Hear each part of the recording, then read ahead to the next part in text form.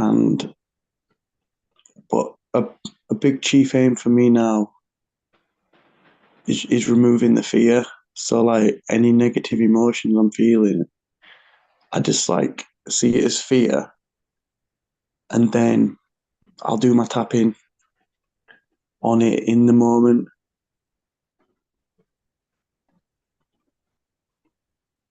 and just focusing on feeling good, smiling, laughing,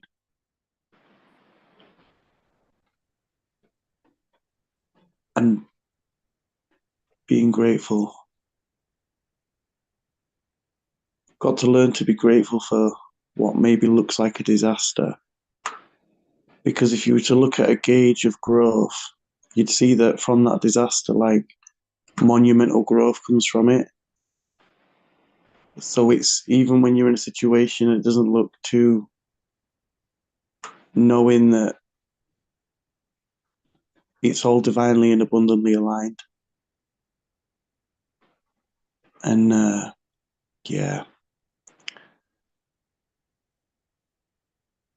yeah, relax more, smile more.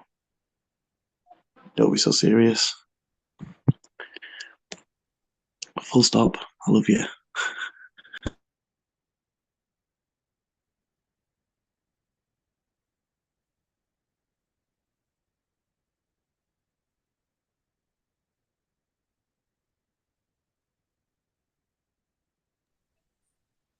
Yeah. There's been lots of like I've noticed lots of old energies, like the real core things that we've potentially been stuck on for a long time, really shift and be brought to the surface to find resolutions. And so things can be really like just let go of, put to bed.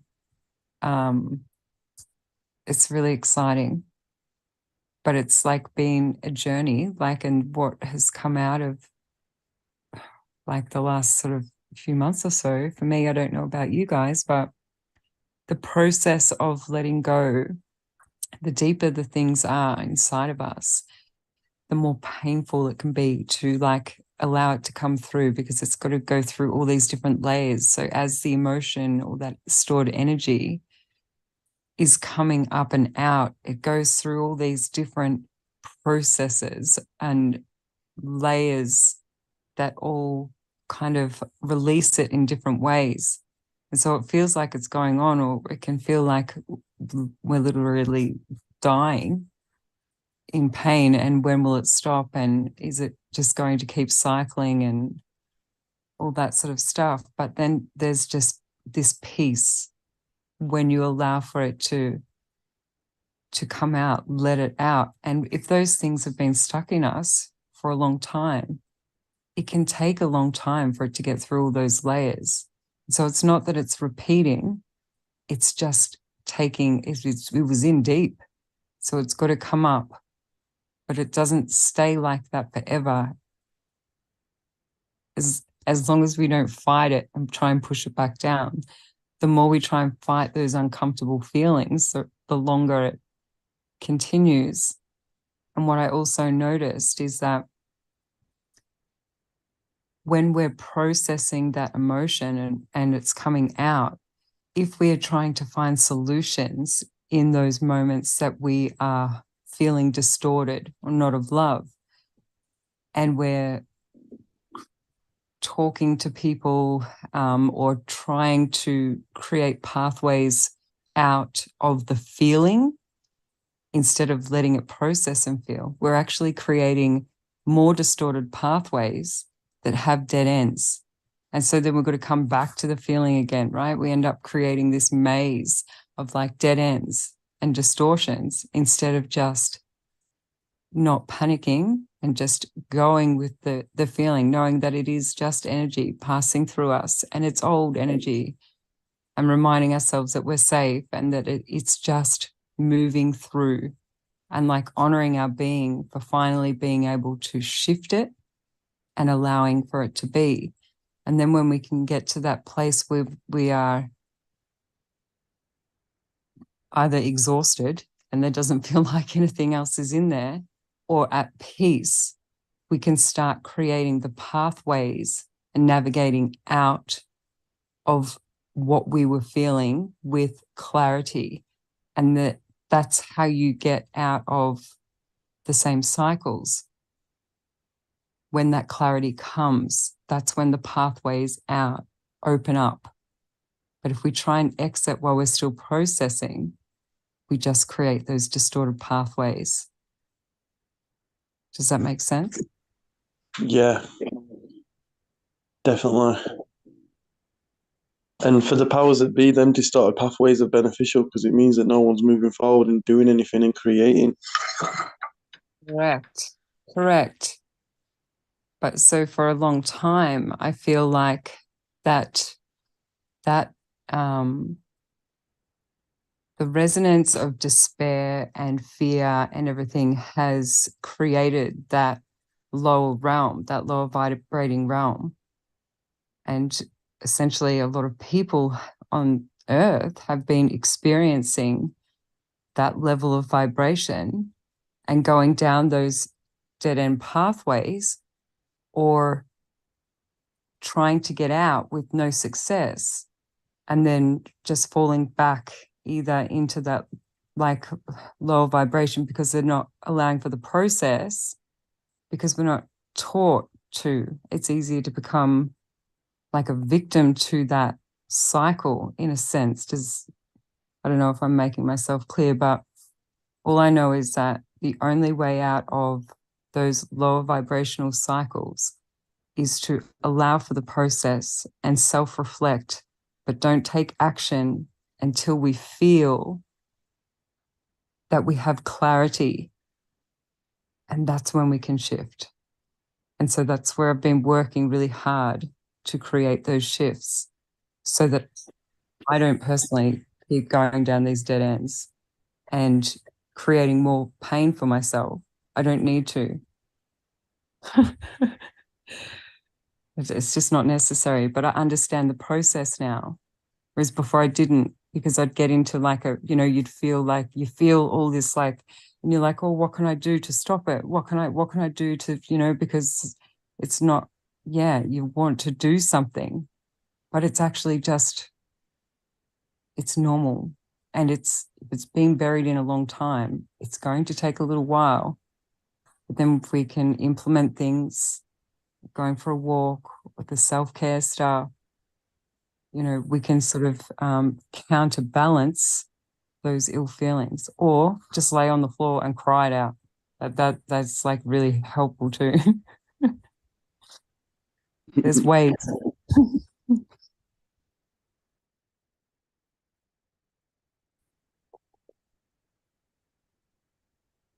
In that last little bit that you were talking to Ebony yesterday, one of the themes was the virtue of patience. Yep. Yeah. And I think patience implies the capacity to be with what is. Yeah. Allow. Mm. Mm.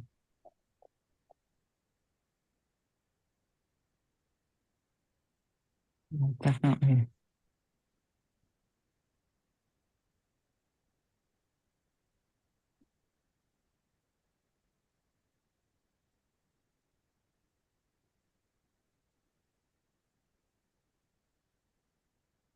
It can be really tricky if you're like a doing person and you're not used to, like if you've been like in flight mode for a long time, that just wow. Like it's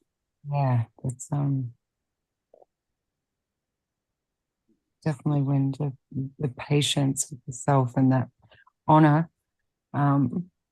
is recognized.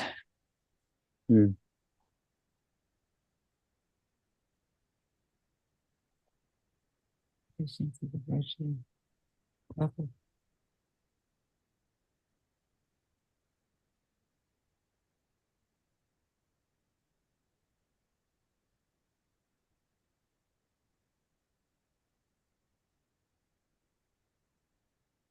Such good wisdom this morning.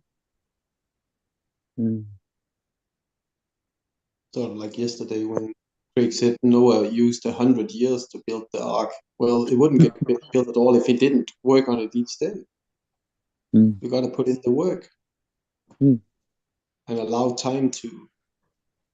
It'll be finished when it's finished. Like my dad always said, half a job ain't a job. You can't drive on half a wheel, he said. You need the whole. Mm.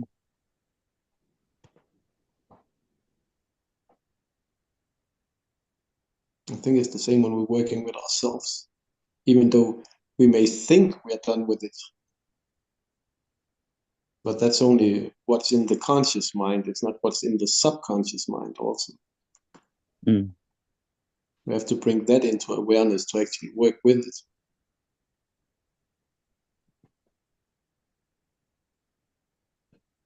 And then like back it with that divine knowing, like not forgetting that you're being like divinely guided and supported and stuff. When you're flitting through, like when you're releasing that human emotion and then integrating that knowing as well, like so that you're not having a paz out at like what is happening. Like just that I found that really helpful, just reminding that, you know, you are being divinely guided and supported and everything is happening for the best outcome for you. And that takes practice. It takes practice to instill in your mind. Yeah. Otherwise it's easy to revert back to that, to the emotion instead of staying like just allowing. So the other thing that I was thinking of was also something that I brought in to the group a few days ago, was this quote about that at the core of our being lies ultimate reality. And when you were talking about allowing those vibrations to go, often when I sit in silence and often in the group here in the mornings and doing that, it's like I have this new refrain in my mind about feeling like I have the sun at my back. Mm. So that's the experience that I have, that my whole back is supported. Mm. And as you say, it takes practice, right? Yeah. Because it's that connection, that connection from the electromagnetic field to the nervous system, to the naming of a feeling, to a thought. Mm-hmm. But as it hits the nervous system, it hits your entire body, and then to be able to track it in your body. And the more you learn to do that, the more you get to know your own territory. Mm-hmm. The more you can recognize it and place it. And then you've got something that you're going into the nothing with. Mm-hmm. Yeah. And the more you practice it, the more it just naturally happens. So instead of diverting, you're creating it all. It just becomes creating instead of diverting. Mm-hmm. Yeah. Yeah, the ego will try to divert you anywhere. It'll say, "Oh, aren't we done with that? Can't we move on?" And then it'll start a project that'll just wind up right back where you started. It's great at making loops. I love how Heinz talks about the ego. Oh, it's a sneaky one. Let's go and have a party. What are we doing Yeah. here? Why are you sitting here talking about your heart when you could be out drinking your mind out? Oh.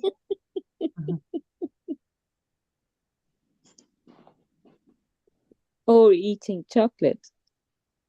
Ooh. It has a lot of great ideas, if you ask it.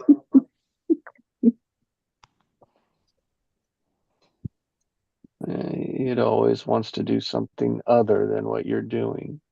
Mhm. And I want it to go fast and be right now. I need to build a ship. Well, it's done. Let's go.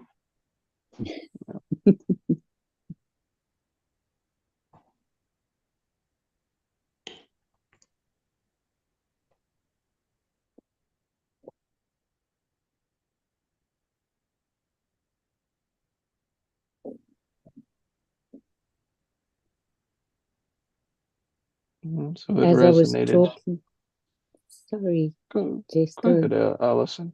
You take it. What came to mind to me, Ebony, and I'm sure it's because you're on the group, but it's not the only time that it does, is how, for me, my experience of working with my dragon, how it fits with this, because she's always there for support if I really need her. Mm.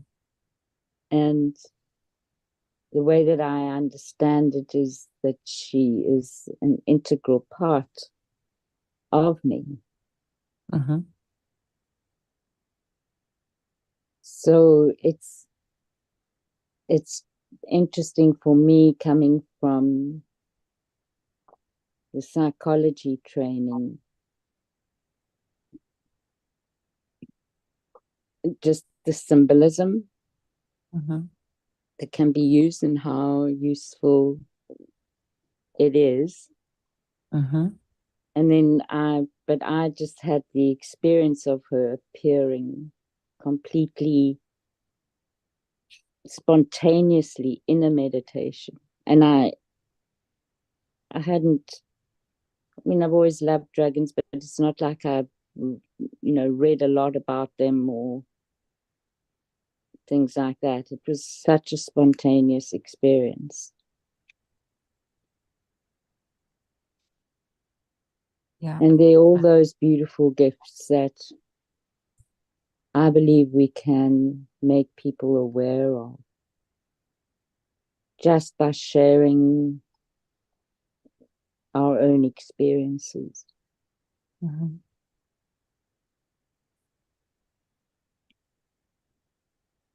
Sorry, Jess, you want to go? Yeah, there's so much to be said about it, isn't there? Mm.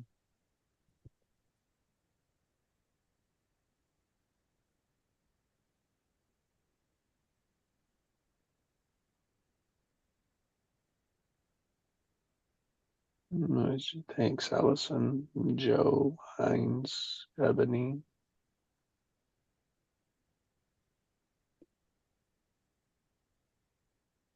Very well spoken within my experience, December and January.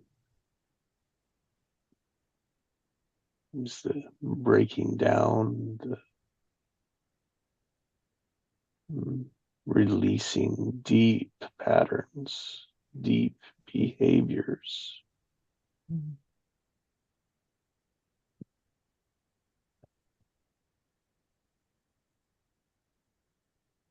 Painful. Through it,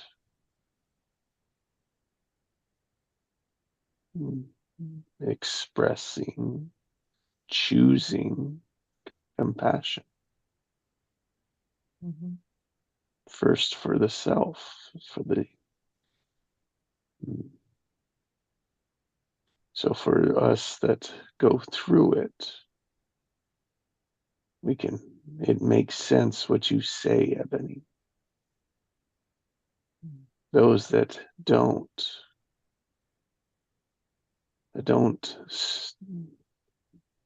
have the courage to step through that fear, to let it go, to sit in the uncomfortable, to sit in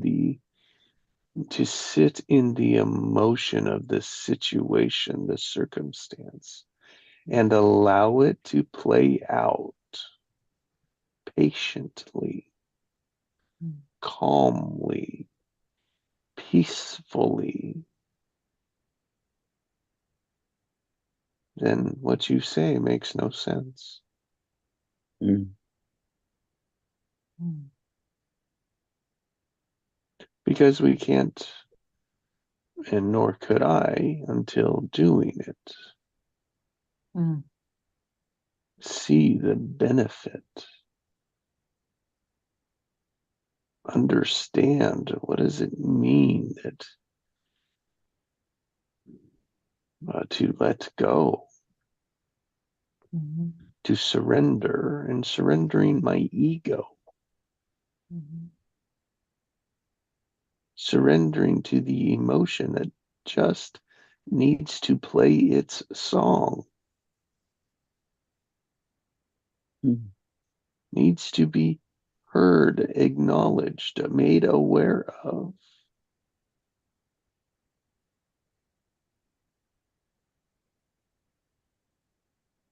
And many times that can be full of pain, suffering, and our pattern, my pattern, and I'm sure it's for many, is to avoid that. We don't want that. We want to keep it hidden because that is the pattern. Mhm. That is all we know to do with it.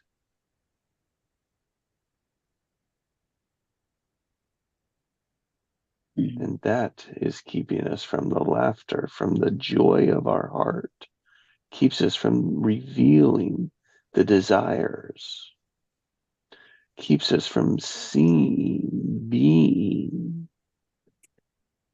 what we're here to be and do. And that as the greatest challenge with the least amount of instructions. Yeah.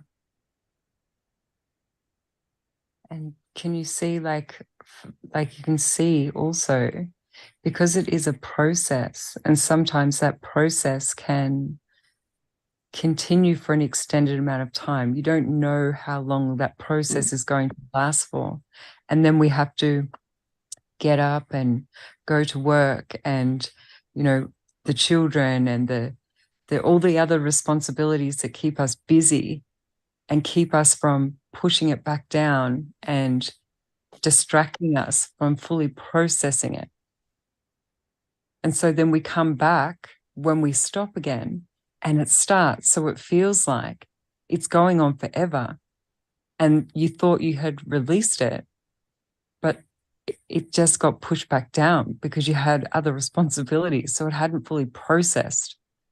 So it can feel like a loop, but it's actually just not finished processing. And that's why it's so important to, I don't know, and it's challenging in this world because we aren't taught to take that time and make the time to process it. And this is why we have so many layers and so many people that are in pain. And I don't think that they necessarily want to be, and I don't think they want to be in fear.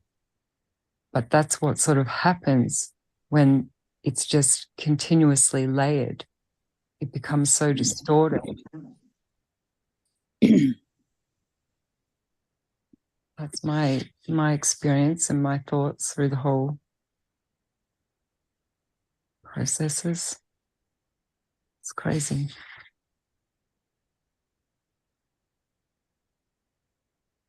And distraction is a very powerful thing. Mm. but it's also, I mean, it's powerful for a good reason in terms of providing shelter and nurturance for a family.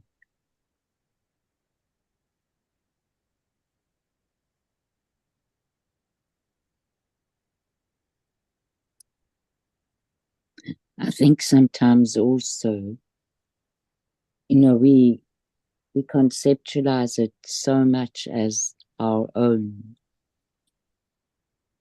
but our own contains the memory of generations before, right? Mm-hmm. This is part of the layers. Yeah. And I find sometimes to remind my clients that is part of what is happening, kind of lifts the sense of responsibility and judgment that they haven't gotten to where they think they should be. Mm.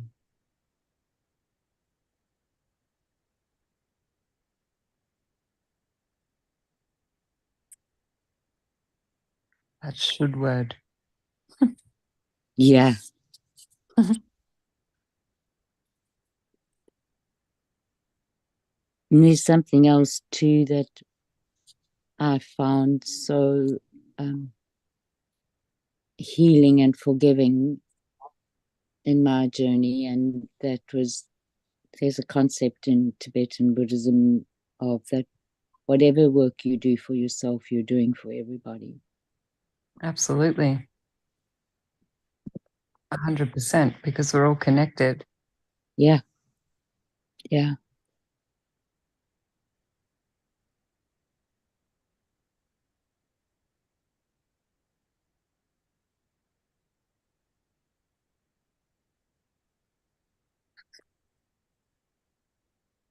And it works across dimensions as well, like in 3 different realms.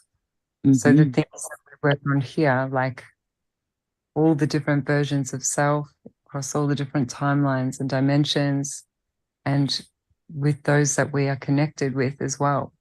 We are Mhm. connected with one, but like it's when there's, like, yeah, it just has a ripple effect across the universe. Mm.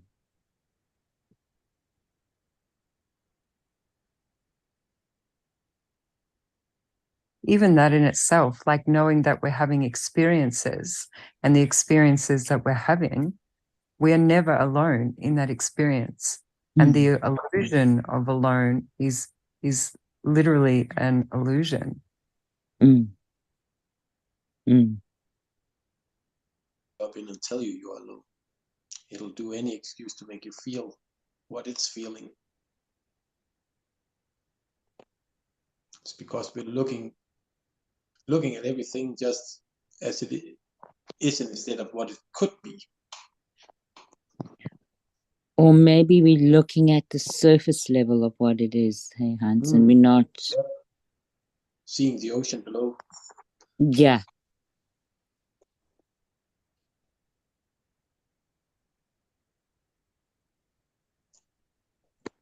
We trust our eyes way too much.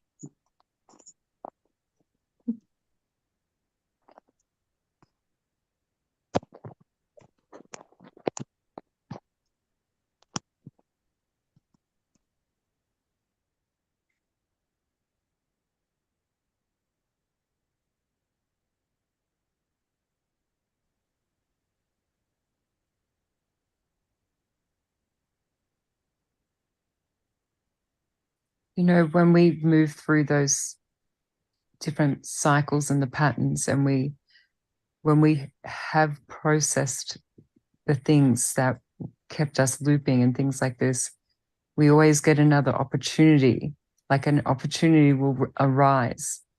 And when we don't respond or react in a way that we would have beforehand, we know that we have shifted and we have completed the process, which is always a nice feeling.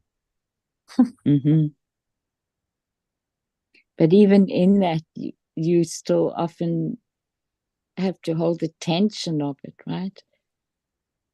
And that's also difficult for people to recognize when they are, the difference between being in ego tension and being in creative tension.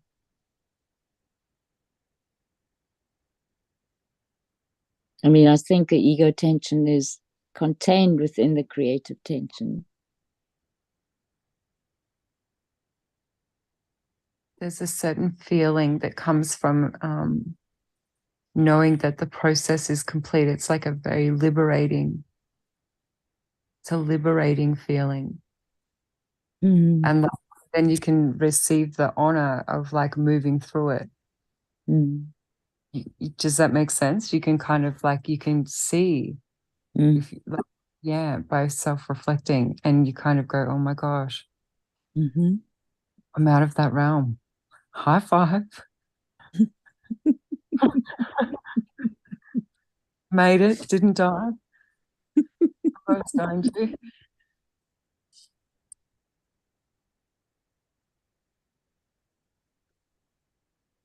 Yeah. Showing you how strong, powerful you are, no matter what obstacles, always come out other end like a roaring lion. Yeah. And it's just a good feeling. That's the difference, the feeling. I think that's what it comes down to.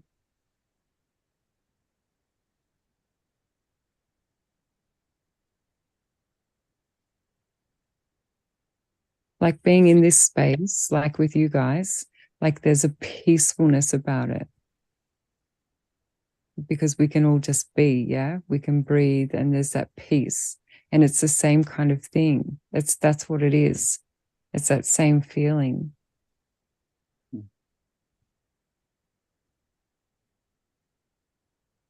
What in the movie Evan the Almighty, what God says to the woman, you pray for patience. Do you think God will give you patience, or He will give you the opportunity to practice patience?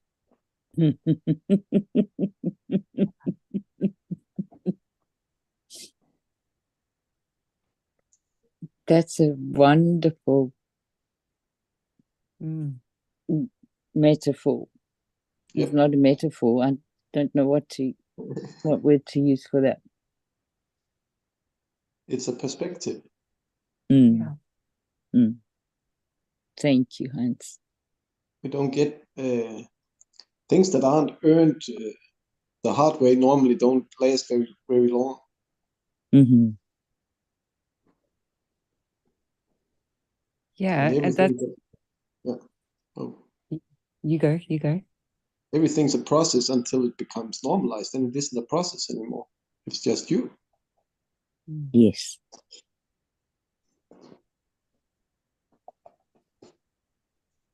It makes you really, well, it's made me, like, over the years, think about what I put to the universe and what I ask.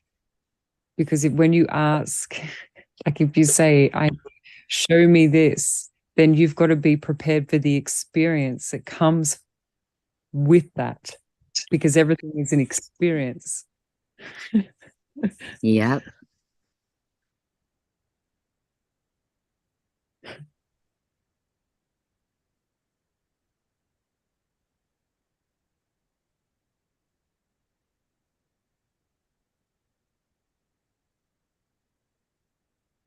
Probably why so many are looking for the answers outside of themselves. It's too hard work to look inside.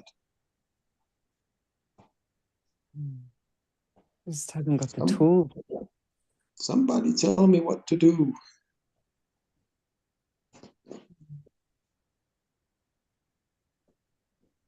And do you think maybe that, yep. Sorry. You? No, I was just going to say. Yeah. Sorry. You go. It'll You never go. make you happy when you're not doing it from the inside out. Mm. And I'm just thinking when you were saying that, like, Is it because people don't know how to nurture themselves because they haven't been taught that like nurturing yourself is like it's a necessity, like to be able to do that and sit with yourself and nurture those feelings? Mm. We're not taught to take care of ourselves. Mm. They don't teach that in school. They teach you how to take care of the world. Yeah. I don't know that they even do that, quite honestly. I think they teach you how to memorize facts, so-called facts. Be a good worker. Yeah, exactly. And Brain follow the training. bill. Follow the Mhm. bill.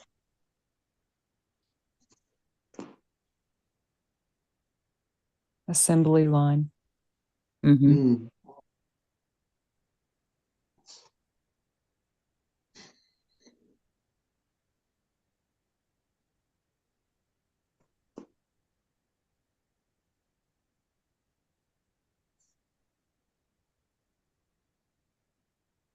And just fills them with fear.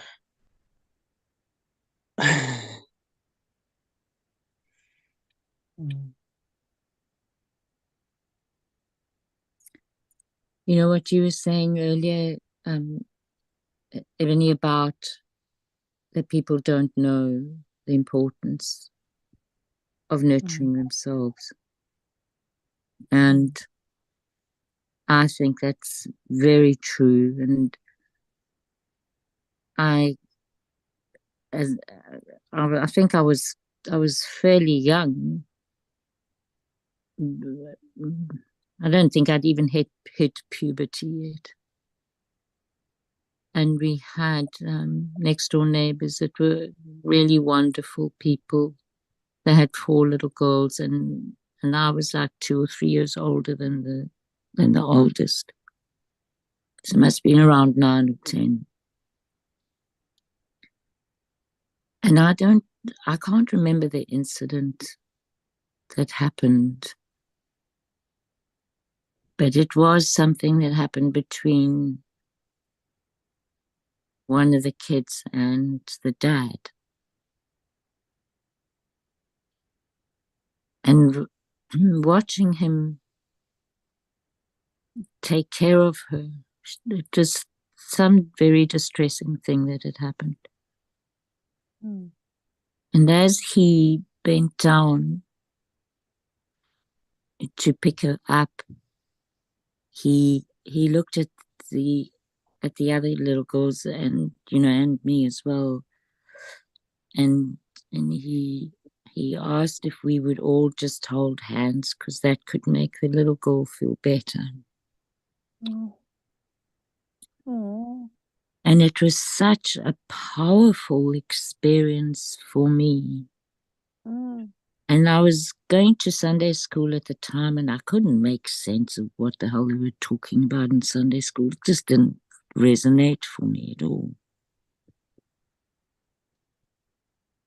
But seeing that, and then later on in my teenage years, remembering that, and having started to develop some kind of an experience of,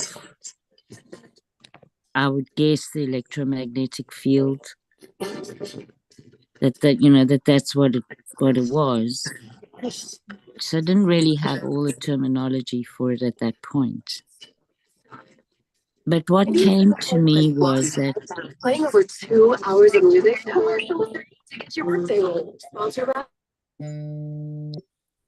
Sorry. What came to me was that for most humans, we really need to be able to experience love from each other. To really be able to then receive and experience our spiritual selves.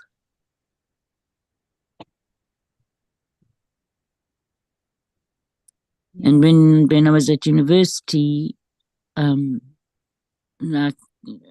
I think it was in my third year, and we were in class in psychology. And the lecturer stood there and said, you know, children are very resilient. And I got furious. I was so angry about it. And I stood up and I said to him, children are as resilient as their parents facilitate that resilience. Mm. Yeah.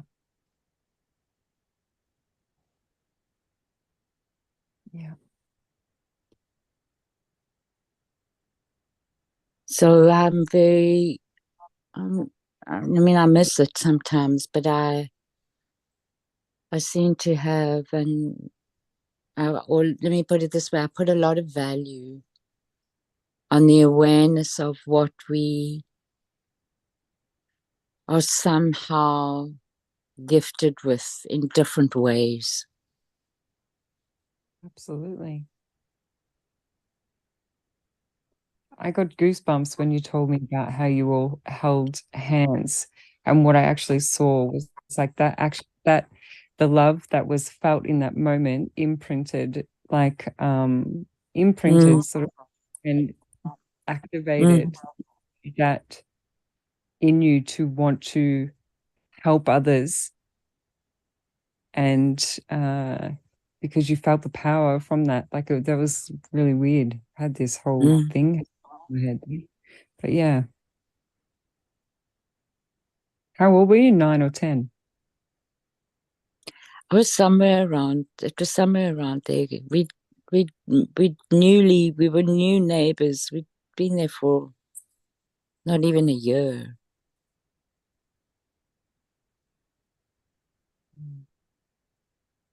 And they really were an amazing family. The second oldest was a Down syndrome child, and she was divine and delightful.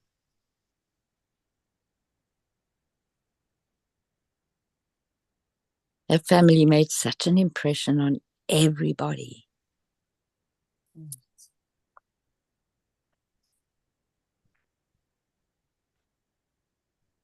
Yeah. You're reminding me of growing up with my auntie Anna.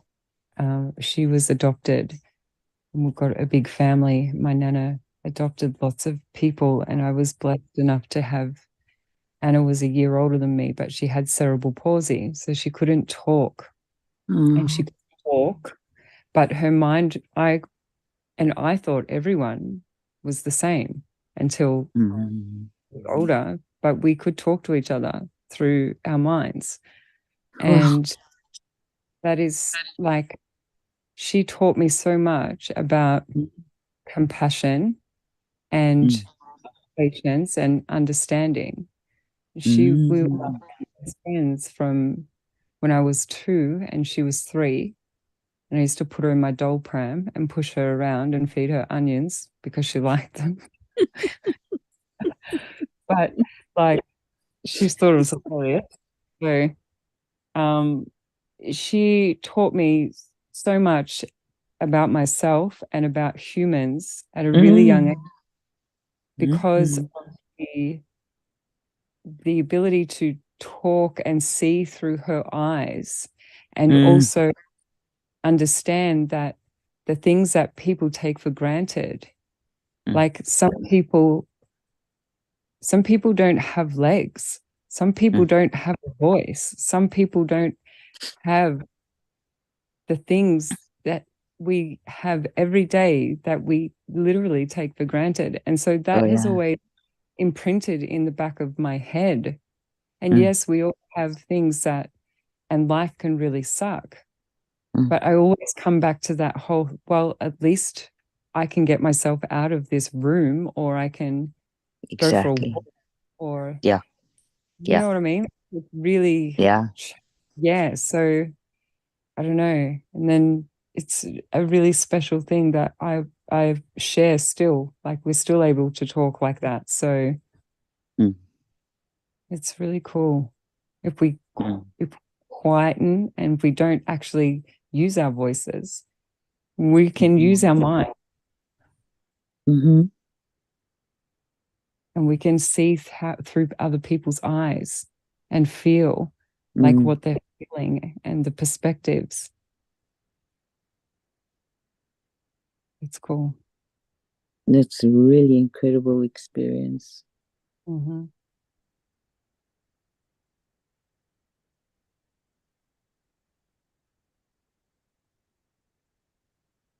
She gifted me a lot. I will forever, feel very blessed in the heart to have that. Mm.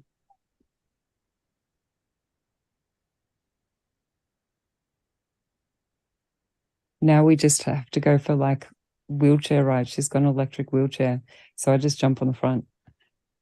Oh. Like, yeah. Then she's taking you for the ride. Exactly. But she's not feeding me onions. It's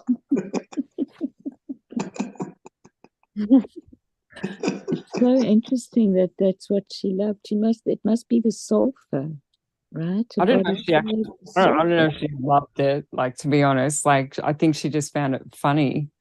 Oh, And okay. because she found it funny, I thought it was funny. So I was like, all right. Yeah. I don't think she'd like it if I try and gave her one now.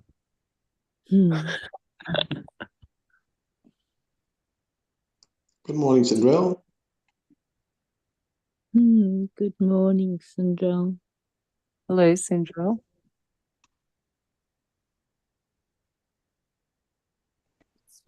Good morning, beautiful souls. Good morning. Loving the conversation. It's good to have you. It's good to be had.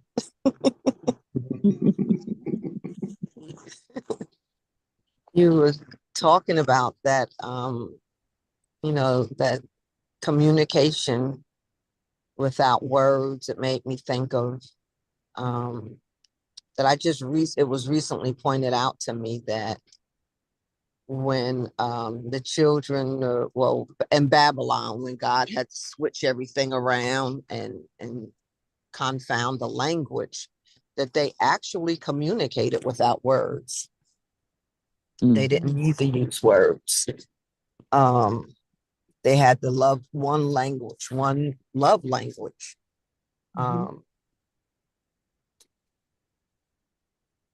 So that's something that was pointed out to me. And then I was thinking of that language. When you see somebody from across the room and you just like connect. And you're both reading the room the same kind of way, or you're reading each other or something like that. That's that nonverbal communication. And I was thinking of, just thinking of times when communication is had without words. There's this thing of well-disciplined children. It's like you could be in church and your mother looks at you from across the room like, you knew you better stop cutting up, right? You was something, or you needed to pull your crinoline down or something. And then that other vibration, however mommy or daddy or who's ever, when someone comes into the house and they're in a bad mood, like, or in a great mood, everybody, that's communicated. Yep. And the older siblings will go, no, don't ask daddy now. I wouldn't if I was you, just by reading the energy, right?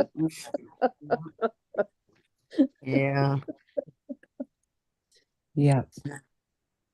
So I believe we still have that. However, I like what you said, Allison, about children are as resilient as they are supported, paraphrasing your words. I was like, wow, that is so true. Mhm. But an adult could I'm only imagining that adult saying that, and I'm taking a position that we just assume children are resilient, whether they're supported or not, because they could be enclaving inside, but who would Mhm. know to take the responsibility for them falling apart inside, for them becoming a totally wreck with no foundation of falling and falling and falling and not having anywhere to fall to be caught. Mm. So their spirituality can be totally dismissed. Their psyche can be totally not cared for. And then so are they still resilient because they physically live and exist? Yeah. So what Yeah. kind of resilience are they growing? Mm. Exactly. They're growing a huge fat armor suit. Yeah. So I I see. applaud you standing up. I'm applauding you stand up. No, you're wrong. You're taking too much for granted. Children need to be nurtured and cared for and told that they're geniuses and how to be that. Yeah, there was dead silence in the class after, and I had to sit down and keep my mouth shut for a very long time after that. I think otherwise he would have kicked me out of his class. I mean, he looked at me as though I was a worm or You challenged. something that crawled out of the woodwork. Yeah, I wasn't at a liberal university. So remember, I grew up in a very conservative context. Well, you can see it's easy to see like how the layers are built, how the layers start. Yeah. Like, and those layers only really stay there like even for us now, like as adults, if we don't understand the layer, it's hard to process. It just kind of sits there. It's the same for children. If it's got like that connotation that like that makes it stick, Yeah. then it distorts reality. It puts a layer on that distorts from their truth and their essence. And then, we get to adults and then we've got to go through those layers.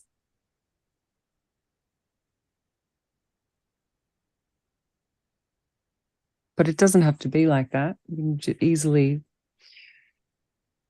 talk about stuff and make sense of it. That's half the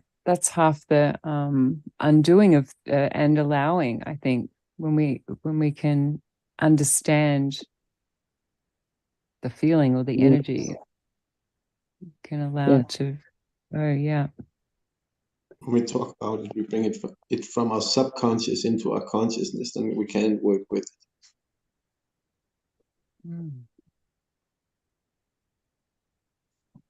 I mean, it's only recently that I learned that there's a physiological connection between the voice box and the Manipura. I think I've got the right term. I always get confused. So the Chinese term is the Jianting, right? So it's the seat, the middle of the pelvic area.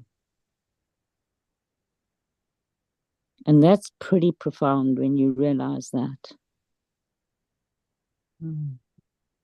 It was for me. I just kind of thought, oh, that makes sense.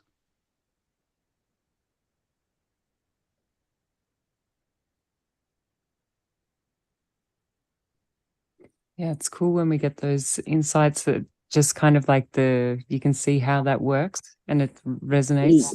Yeah. Literally. Exactly. Yeah. And then you then you start to begin to realize, as my teacher said, there's nothing random about the world at all. Mm-mm. Nope.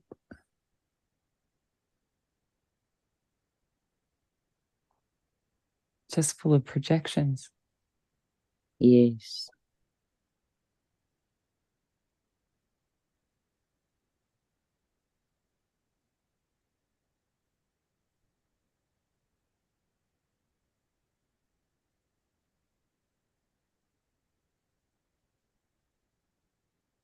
As Jessie says so often, we just make it all up. Mm-hmm.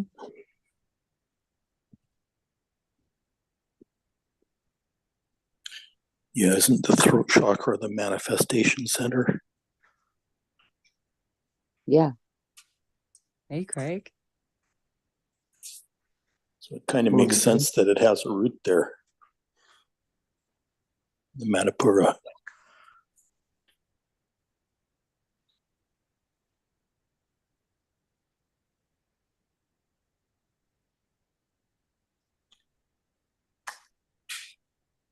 That's actually something that's really come to light as well. So for people that find it really hard to manifest things, that whole grounding energy, because we a lot of our ideas and everything, they're coming, their wisdom, it's coming from a higher center. So when we ground that energy in to like earth realm, like, and we draw it through the process of grounding, that's when it manifests. But if you're somebody that lives in your head a lot and is very flighty, and it can be quite hard. And so the way to sort of like navigate that is to ground a lot. So something that was sort of like really highlighted over the last 4 weeks.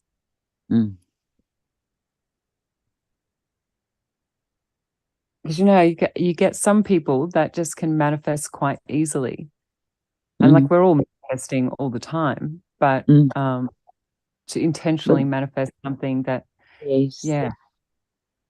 I was just going to say, it's the intention, right? Or the matching of the intention to what gets manifested. Yeah.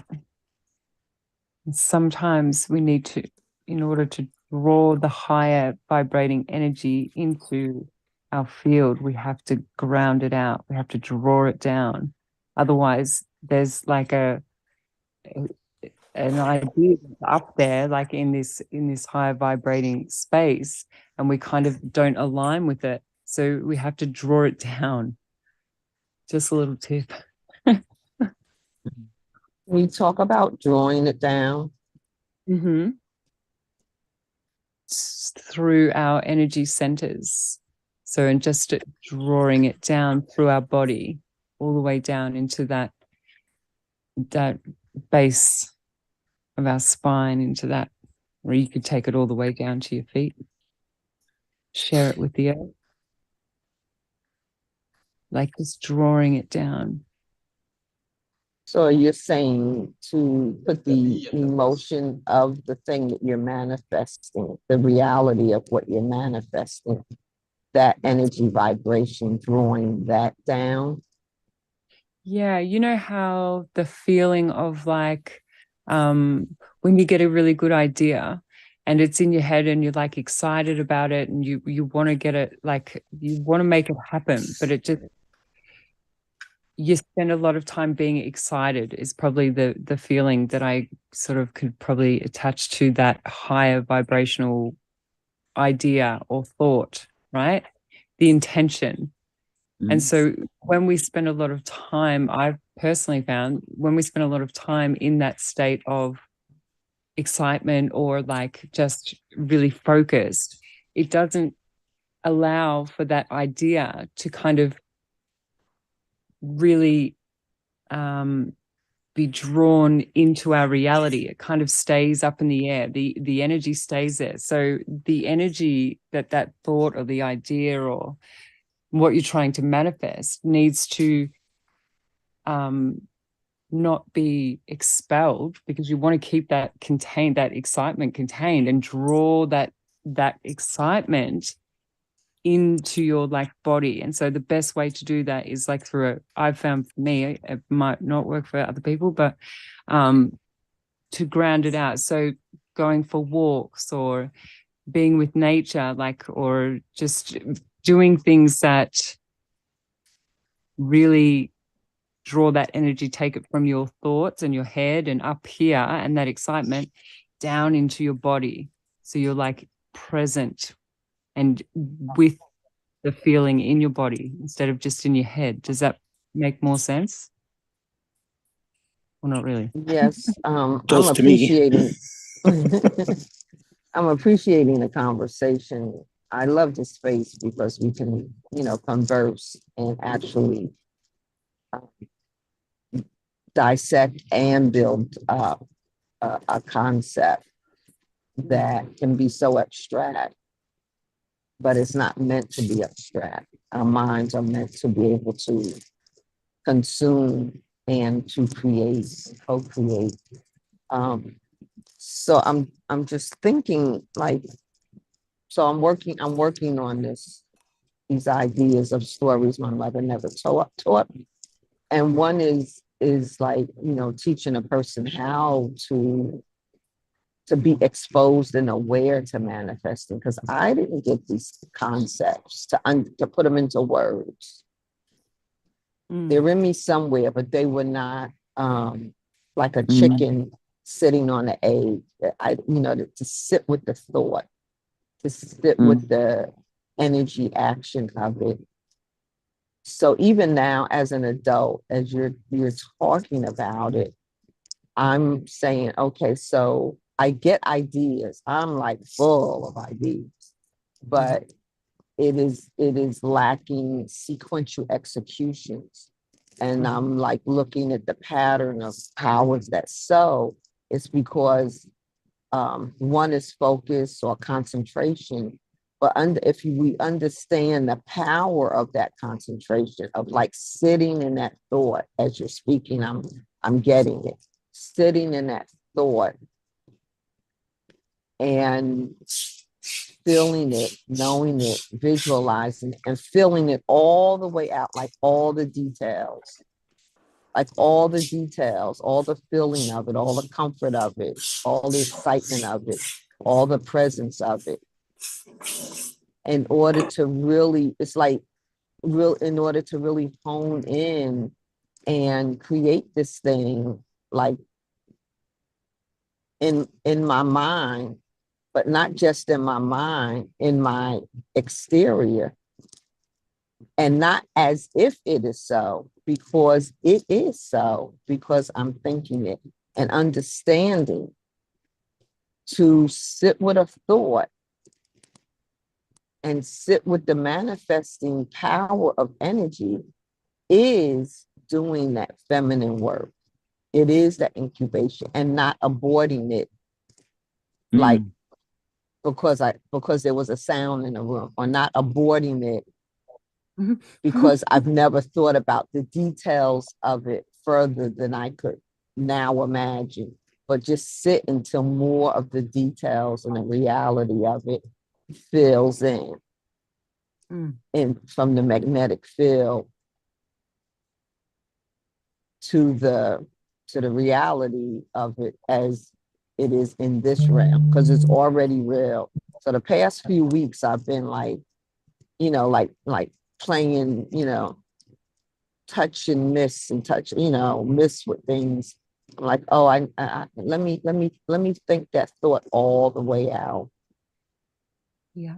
Until there's nothing else, and then stay there for anything else of that thing with my intention to be. So still working on me. Yeah, it's fun. It's a science project. Yeah. I love experiments. So what the word that comes to mind for me with what both of you were saying was embodiment. Yeah. Intentional manifestation is a whole body, full chakra experience. Expanding on the idea to fill You have your whole body, being into it. expanding it and then writing it down to actually manifest it outside your body, or talking about it or whatever. Yeah, because you've got to let it land. So if you've got a thought, you've got to let it land. You've got to let it go. So you have the thought, right? And then you let it go and let it land. But if you don't assist it in landing, because you're holding this energy where it's just like so floaty, like how you got to assist in drawing like the energy down so it can land. Yeah. Otherwise, it's like got a parachute, and it just like will disappear before it lands. So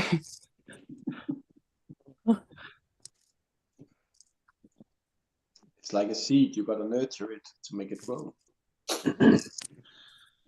yes. Yeah, and the other half is you got to use your whole energy blueprint in order to do it properly. And it's unique to you. Yeah. What's the whole energy blueprint? Well, I teach classes in that, so you're going to have to sign up for one. Okay. I It's just introduced how you to yours on your birthday.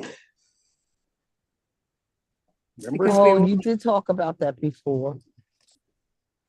it's just how your essence works, how you operate, how you connect all your processes and allow for your flow to just like naturally occur. Yeah, it's unique to you.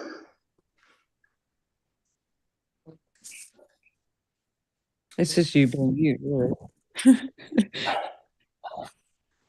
In your purest form.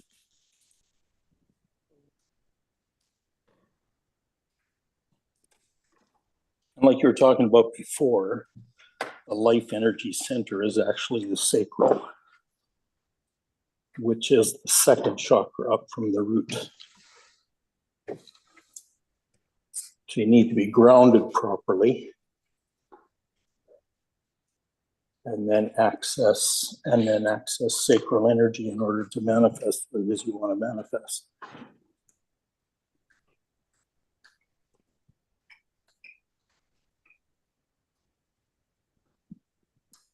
Some of us are easily grounded and others aren't. Right.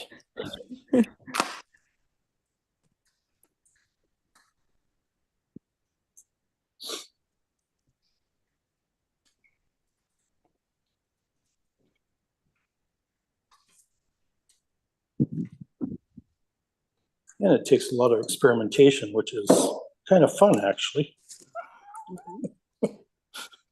Oh, that's not me. That one doesn't work very well for me. Kind of comes up.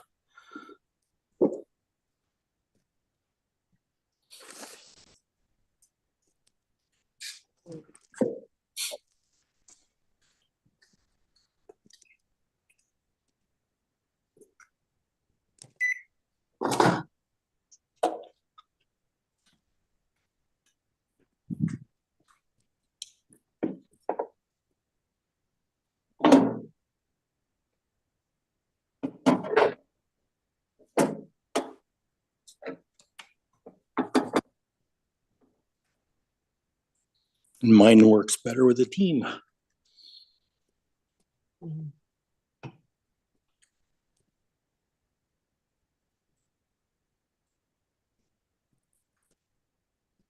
Which is something that I'm learning here every day.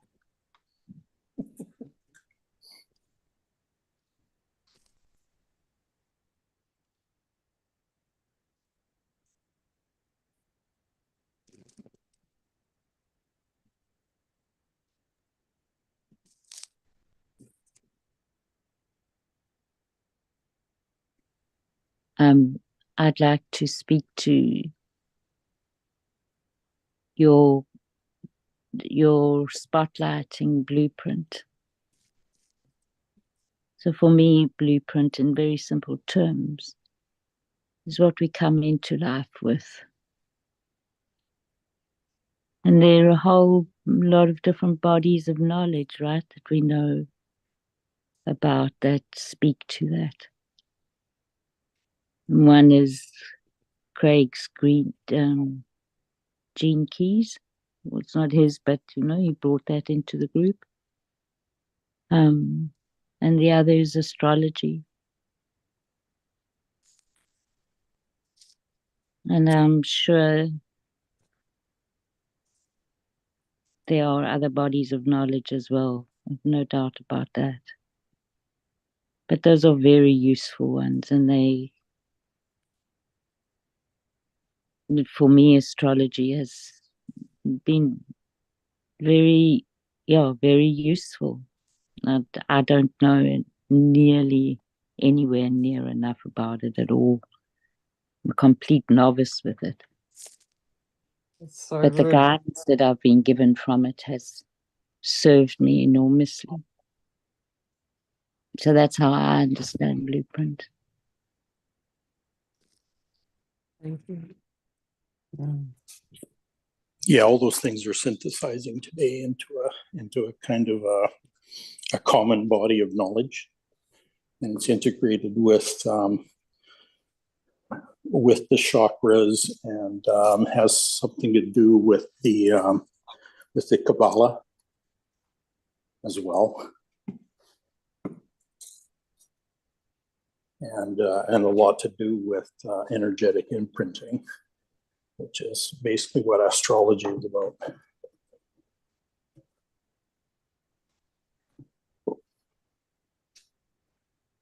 It's very fascinating what you get when you meld all of those systems together.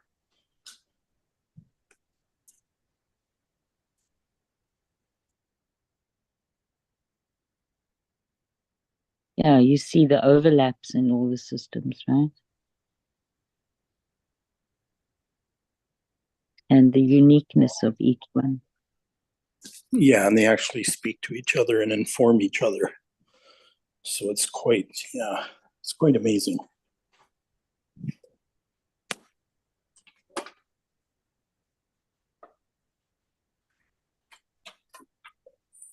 And then I often think let me put it this way, what fun I would have if I had the languaging for organic chemistry and the periodic table, and really understood the vibration of minerals. So there's all of that we come into life with as well, because of the very nature of our bodies.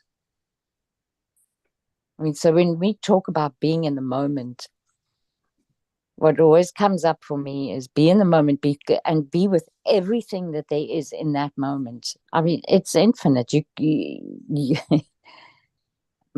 My pea brain certainly cannot conceptualize it all.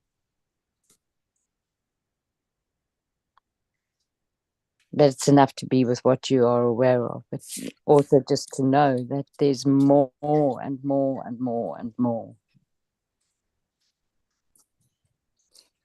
Yeah, the neutrino stream is happening whether you notice it or not. It's constant. It's a stream of life, right? Yeah. And Which is sometimes it's consciousness. enhanced with solar flares and stars blowing up.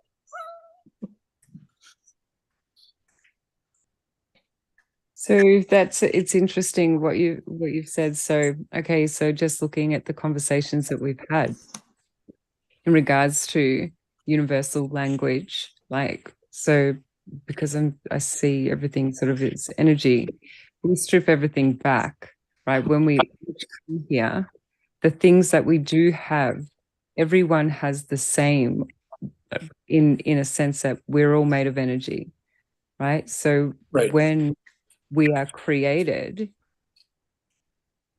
like God was actually, or the divine essence, or the creation energy, creator energy, has created us all equal and put us here on earth. And through the constructs of our own mind, we've created languages and things that give us a different perspective or a different resonance, just with tones and things like this. But if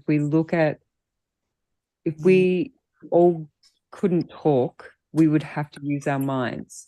We would have to use to connect.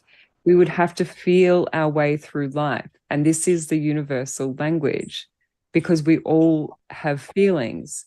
And those that don't are just layered. It's just layered. They don't they have feelings. It's just layered. So the less layers we have, the more we can feel our way through life and also become telepathic in nature, because that is our true nature, because that is the divine source energy that connects us all.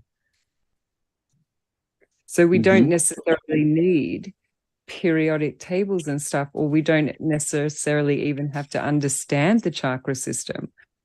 All we need to do is connect in with our heart, and through that connection, we will instinctually know and be able to use our intuition and we have a natural navigational system. There's all these things from the start, like that.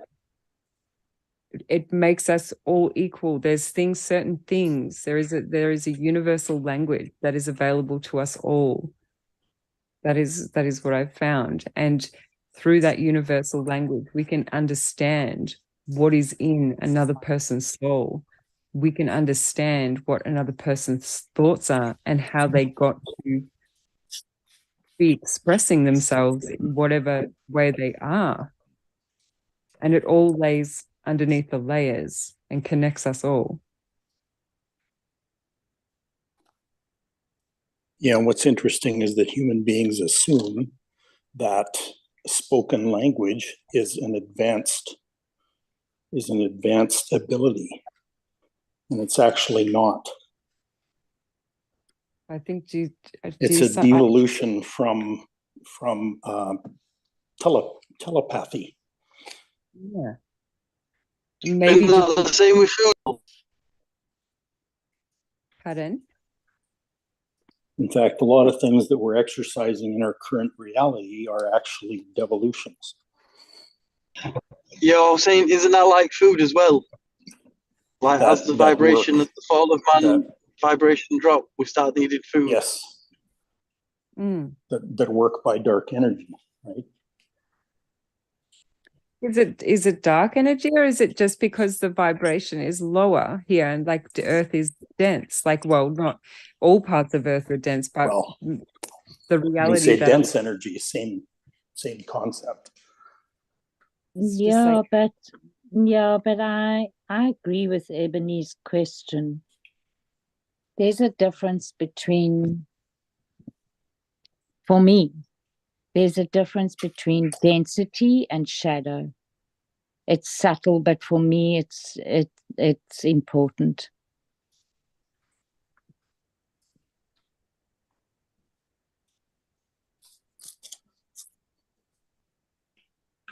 Higher density, the more power you need. If you got a solid object, it'll take much more sound to get through it than it will through a liquid object than it was through an air object. The higher density, the more power you need. And that's exactly the same for emotion. So the more emotion you have stored in you, the more it takes to get out. Right? So this is that whole, it takes longer to move because it's denser, like a brick or a block. But when you're lighter, it's like just goes through straight, like the importance of that whole, just making it a habit of just allowing. Yeah, the more density, the less flow. Yeah. The harder it is to move. Yep.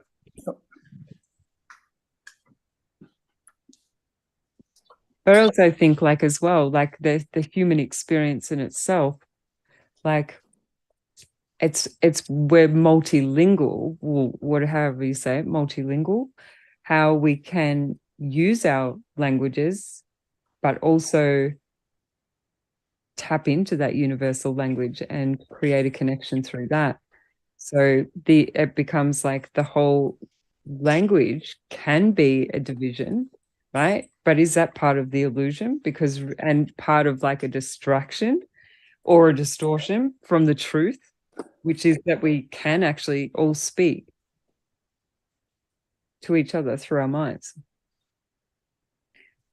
I had about 5 conversations. Sorry about that. Yeah, the interesting thing is, at least for me, and I noticed this right off when we started doing this group, right way back then, I noticed right away that a lot of us were communicating energetically on top of what was being said, which is part of the reason why we started doing the silence thing.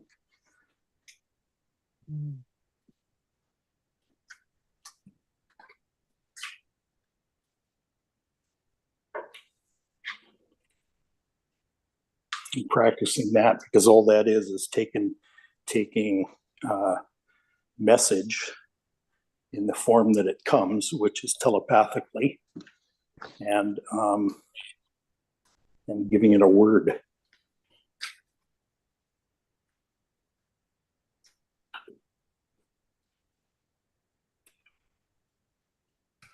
And the only real difference is awareness that you're actually communicating on that level at the same time as you're using your voice. It can be tricky sometimes. You know, there's been numerous times when I was hit with some kind of an inspiration, but I wanted someone else to come out with it. So I just left it there, and sure enough, someone else came out with it. All of us can do this. We're doing it all the time. Mm-hmm.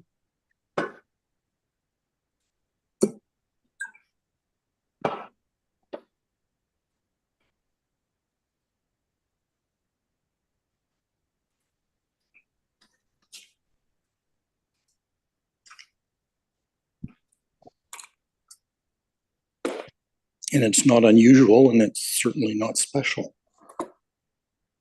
No, it's just one of those things that just you practice. The more you practice, integrate it, then it becomes. It just is. Yeah.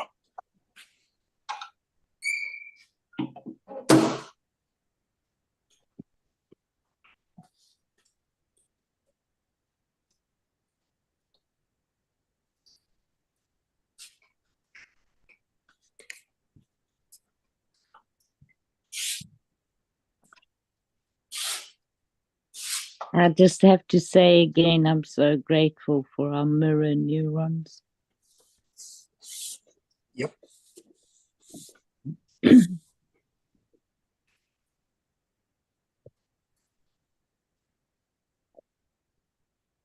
They really are amplifiers in my estimation of them.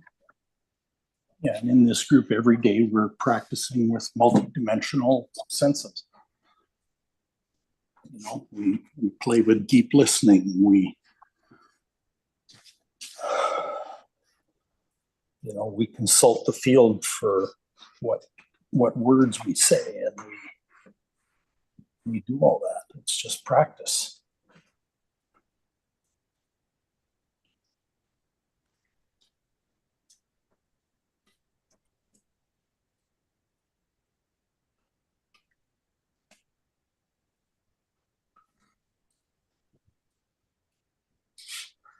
We like play a game where someone project a word into if we imagine us all standing in a circle, right, with our minds, with our third eyes, we're all in a circle, and someone project a word or a color or something into that circle, and then we have to guess it.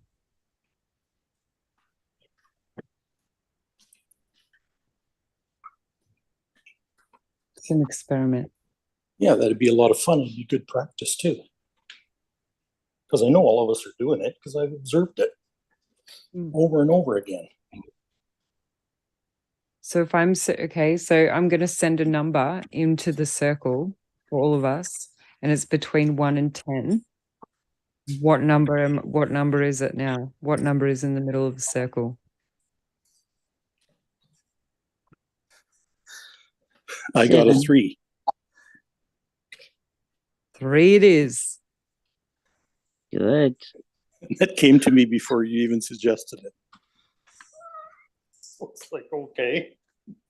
Cool.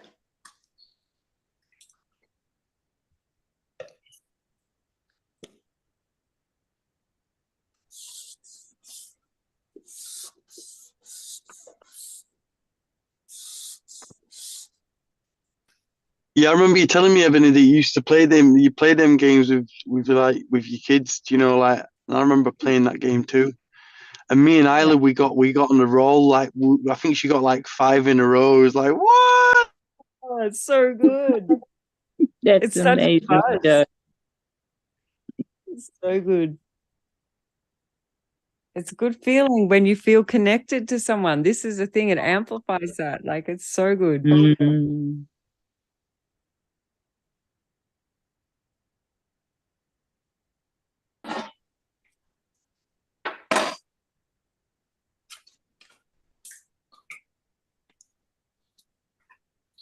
Yeah, and you'll find it works really well with your kids because there's commonalities in your energy, in your energy setup, and it works even better with grandparents. Mm.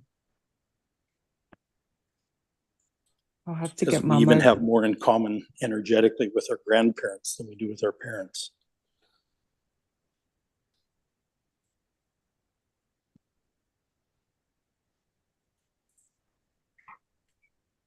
Yeah, and sometimes like if depending on how you receive, like if some people are better at numbers and some people are better at colors, some people are better at words.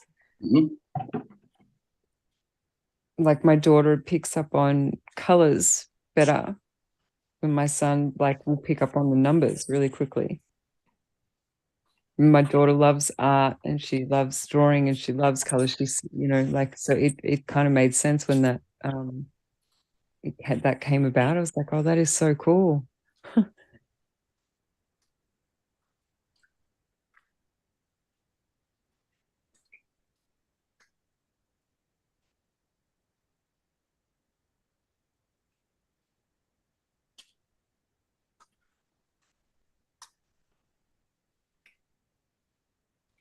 Yeah, that's coming to me now, like different ways. Like you could even be on feeling, like Yes. different ways. You could say, right, I'm feeling a feeling right now. What feeling is it like? Yeah. You could test different things and say, all right, you're really good at that. You're really good at this. But just to say you might not be good at it, it's like a muscle it's not being exercised. So Yeah. Or it's just, people just, they pick up on different, like, it's like some people are good at, they just are more focused on, I don't know, not everyone could be like great at sports. You know what I mean? Like, it doesn't mean you're bad at it. It's just other people have a focus on art. Just different ways of picking up on things. I like that idea of that, the feeling, like generating a feeling inside of you and then saying who can pick up on the feeling. And obviously, that's cool. I'm gonna try that.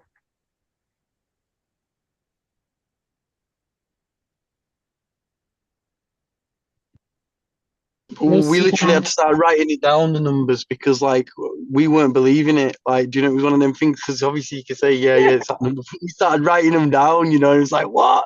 No. And I love it when you like play Monopoly or something and you roll the dice and it's like, yeah, I really want a 6. And then you get a 6, but it's like, no, I wanted a 6 in total. Yeah. So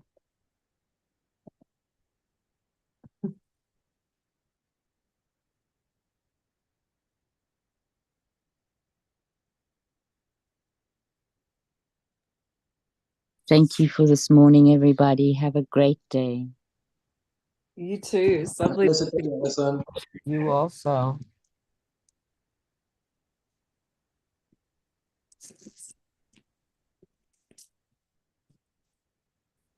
I was thinking that's a great way to practice manifesting. And we do it with kind of like with Google. The more specific you are, the more you get what you want. 100%. That's a great analogy.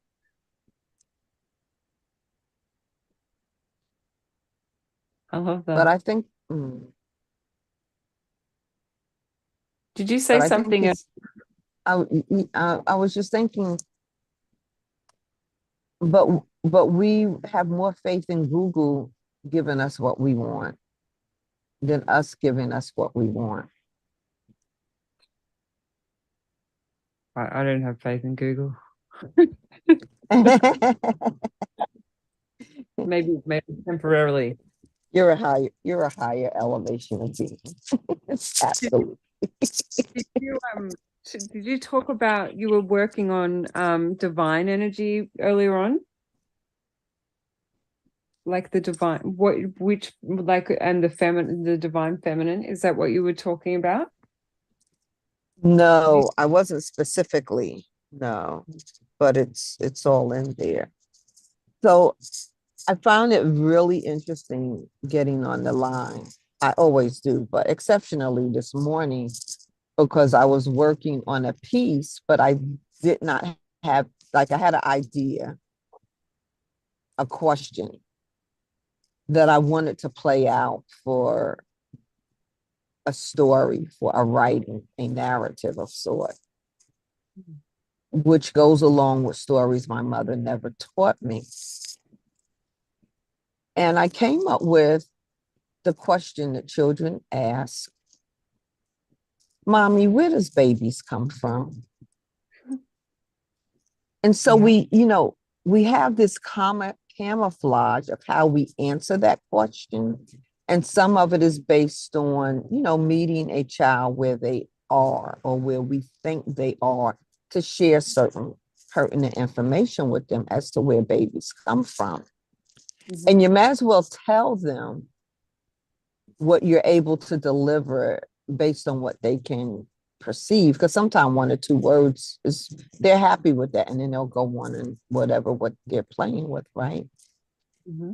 But my rule was, if they're old enough to ask, they're old enough to get an answer. Mm-hmm. And yet you do want to answer appropriate to their, developmental mental construct, as so we think it is, right? But as adults, do we ask this question, where do I come from? Where babies come from is talking about the physical manifestation of birth and babies. But then even I, as an adult, is to explore the venues and the aspects of where do I come from? Because when I know who I am and what I am, like that blueprint Craig's teasing me about, then we know. But here I am at this so-called grown, mature age. I'm still a baby. I'm not 800 years old yet, or maybe I am. But it's like, let us ask that, where do I come from? Like, I hear a lot, is there a God? I hear that question a lot. And then as I was, opening up to this concept of getting it down on paper, is like, then that's the prodigal son. It's like he went out, but it's not until he got to a breaking point of breaking away the facetities of the physical world was the spiritual world able to pierce in to get to an essence of him, so that he could know, where do I come from? to answer that question, where do I come from? And it just opens up a whole new mindset of existence. Hold on, So- I'm having my car worked on. I gotta put you on mute for a sec. Okay.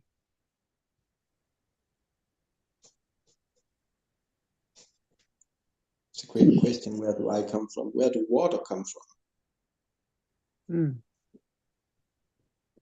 Energy changing form. Mm. Yeah, my question was, well, what is essence? And it's the same. What is water? Yeah. It's like a vibration. What's a vibration? It's a sequence of patterns. Like you could go so many ways with that. You Yeah. could do a meditation and go back to your like first life form and then beyond. Ooh, I'm still working on meditation for seeing something in it. I sense things, but I don't see anything. Still working on that, but I've started to see my dreams actually now. Oh, really? Yep. That's cool. Have you not done dreaming? Do you not do dreaming really? Like usually?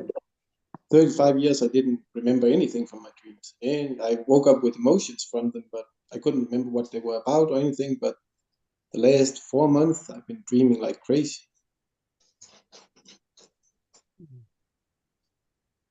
So you could remember the emotion though from them. Yep. I could wake up pissed, like yell. What was I just yelling about? And I would still feel the emotion I had with whatever I was dreaming. Ah, interesting. It's like when I meditate, I can't go into the emotion of whatever it is I'm trying to see, but I can't see it.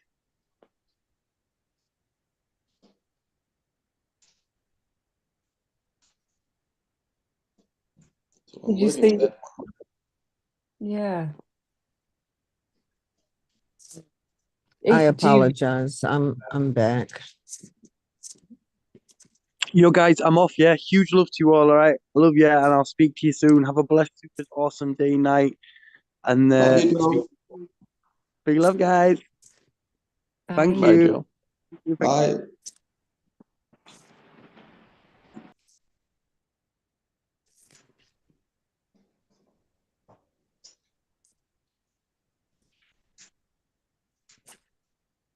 So do you see anything in visuals? Do you have it like do you see things in pictures? Not when I meditate, but my dreams have started to come in pictures, sort of. But the emotions are still way more overwhelming than the pictures. Yeah. I'm more emotionally than I'm pictionary. What about just like in everyday life when somebody's explaining what they're trying to say? Do you see it in pictures or do you feel it or do you hear it? I feel it. I sense it. I sense what they're going through when they're talking about it, and then I put myself in the emotion. I don't put myself in the picture. I can't. My imagination don't work that way, or it doesn't yet work that way.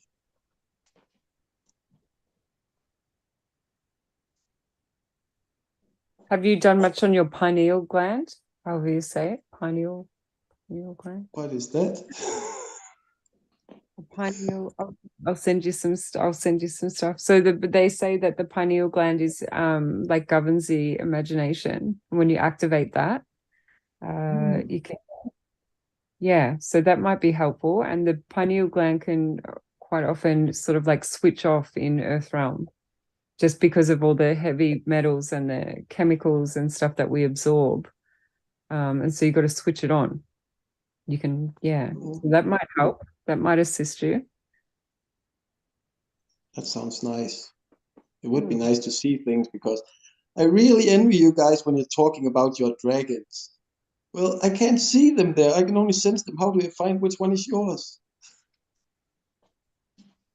There are lots of senses. Yeah, Well, but that's that's your way that's available now to you, Yep. Heinz. It's actually a superpower because not everyone feels. Yeah. Yeah, yeah.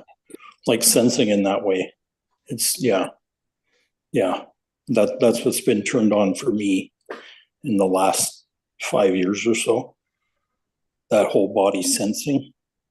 Mm.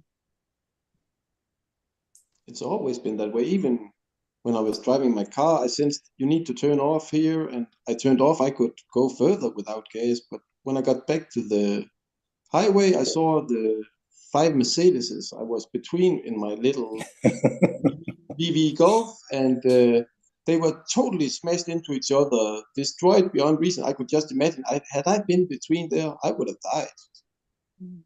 Yeah. So I follow my senses every time. They rarely come up with something that isn't real. You just know. Yep. So do you work in different realms? Because if you're like driven by your feelings and like that, that's what takes you, that's how you access the other realms. Mm. Yeah. It's through feeling that you access the other realms. So if you can activate your pineal gland, you'll be able to like traverse the whole universe, because it's your imagination and your feel that opens up all the gateways. Wow. So if you've got Well, amplified feel, like I'd be fully like just pineal gland. Give it a crack. I'll send some stuff. So what's fascinating to me is as these new to me things opened up and into my awareness, what I've come to realize is I've been operating in that for 45 years and I didn't know it. For at least 45 years, probably longer. I've had that feeling a long time. I'm looking for something, but I don't know what it is. Yeah. You probably already have it. It just hasn't come into your awareness yet.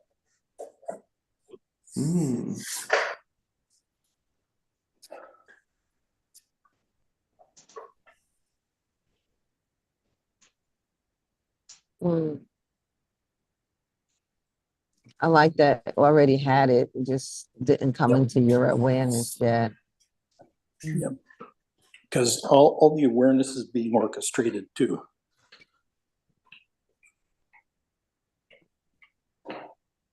By the overall life force and cosmic intelligence.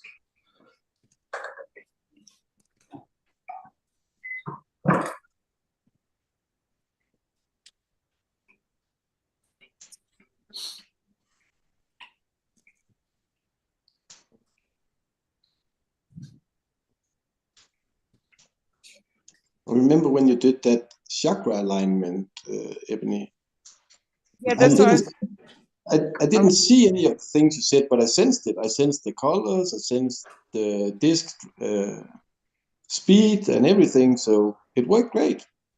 Yep. But I couldn't see any of it. See, that's okay. That just goes again, like shows the universal language. It's a feel. Yep.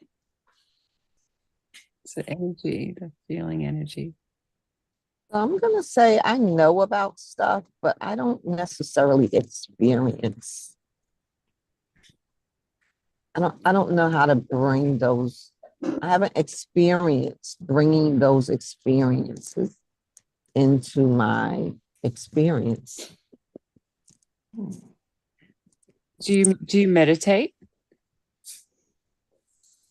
I do, but it's mostly around the word and not well. I don't meditate well. It's not a regular practice. Yeah. Yep.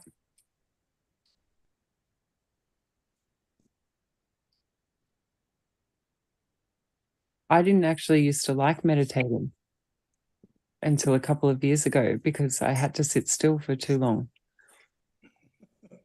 Same problem I've got. Yeah. But now it's like, I just know, like I just do like 10 or 15 minute ones, or longer if I want, but yeah, 10 or 15 minute ones. And I know it's like a story. It becomes like a story in my head. Like I can create like the whole scene. It's like a movie unfolding. So it kind of, that's enticing.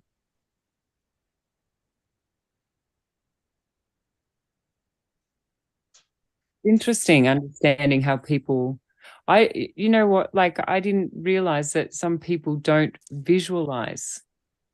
So because I've met a few people that don't actually visualize. So, and I was like, what do you mean? What do you mean you don't see in pictures? And I only learnt that like a few years ago. I just assumed. But everyone has like these different ways of perceiving.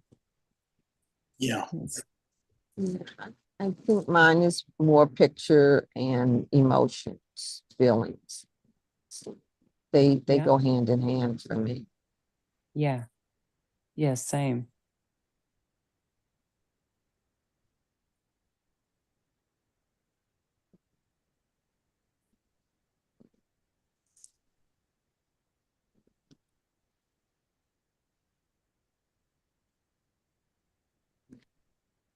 I remember the spaceship meditation.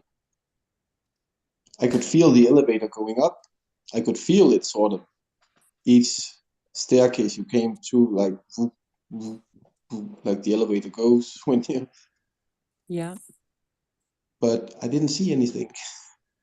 It was just feelings, and then it felt like bathing in the sun instead. I think I took a wrong turn somewhere. There's no wrong turns in the universe. I think I missed the docking area and went right past it to the sun.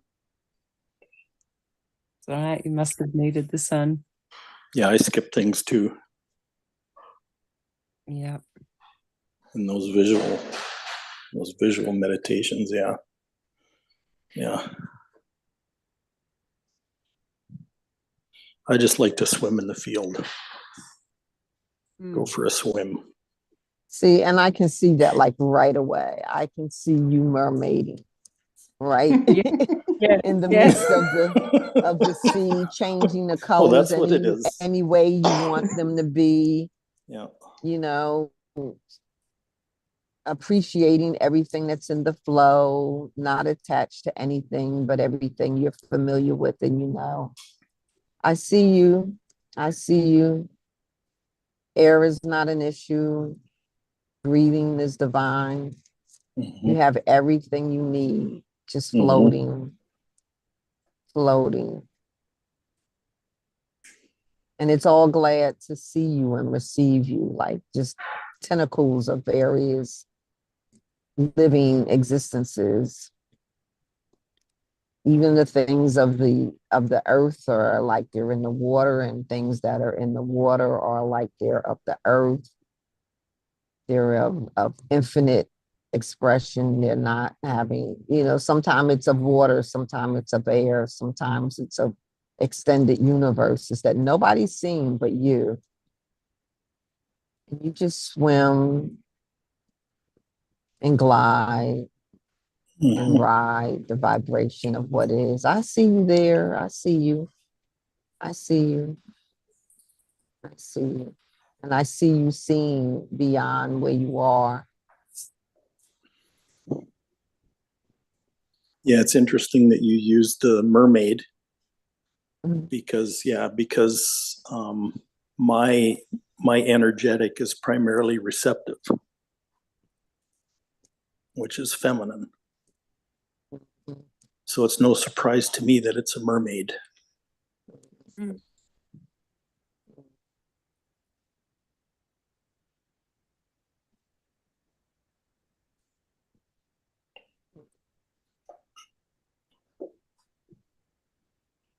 Do you want to try and go up in the void?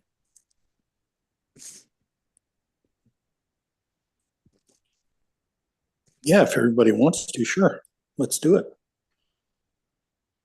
I didn't hear what you said. All I heard was the word void. Void. I just said do you want to do like try a quick meditation to feel what's in your energy centers up in the void. So in your soul. Yeah? Yeah. We'll try it. Jesse, is that all right? We do that? Are we holding you up? No, all good. I'd leave right. if I was, but I'm in. Let's do it. Oh, okay, awesome. Okay, so just get comfortable. Just get into whether you're sitting or standing, whatever, just be comfortable. Take a few deep breaths into your heart and just be in your body for a moment. Settle your breathing.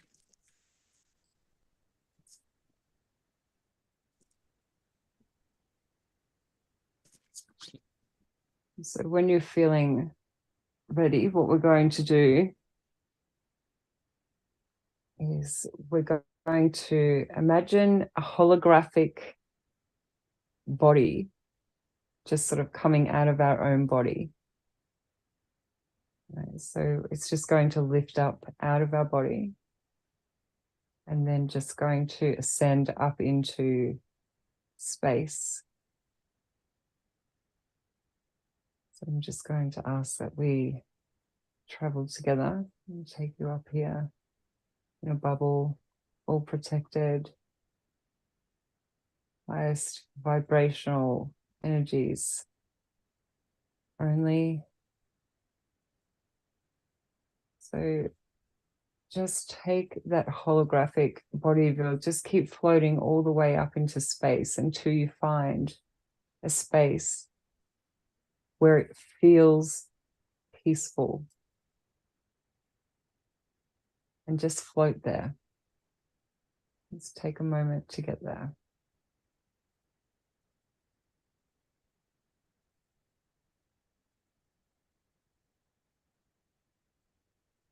So when we're up there, can everyone see their or feel their holographic body just suspended in the air?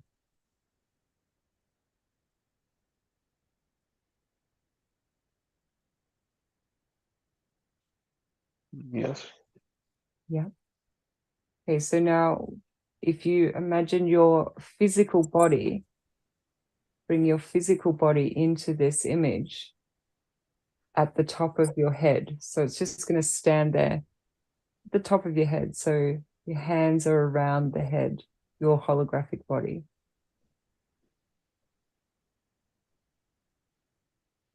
And then what you're going to do, and rub your hands together if you feel. If you imagine some gold light come out of your hands and into the top of your holographic body head.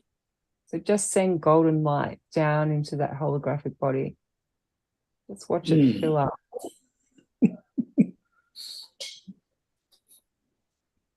Sweet.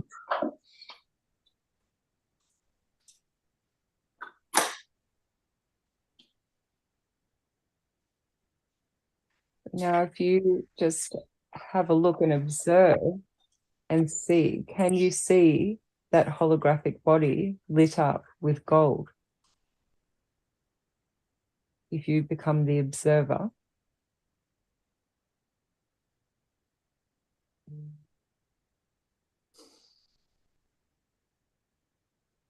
So essentially what happens when we're up in the void, so you've got your physical body there, you've got your holographic body, and then you have like your consciousness or your observer point of view as well, sort of overseeing things. Now, if you imagine beings of light, they're going to surround you and that holographic suspended body, and they're going to gently put their hands underneath you. What happens when they step in, surrounding you, and gently put their hands underneath you? What happens to your holographic body?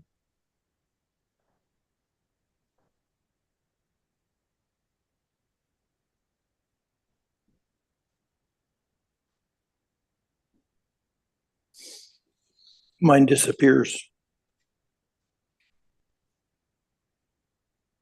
Interesting.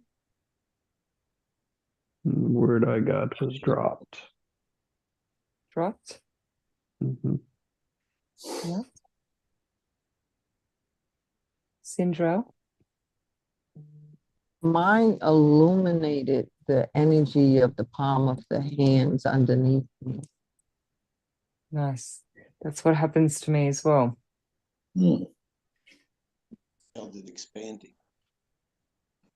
Yeah, nice. I love this. Look how we've all got different things. So how see that? Mhm. That is so cool. I love this. Okay, so now you can imagine that golden light, or you can feel, or you can explore the words or the absence of. But I want you to try and bring the holographic body and then see the purple starting to form in the forehead, right? And that it's actually coming from a purple disc in the center of the head, okay? That's going to expand out like a vortex at the front of the forehead.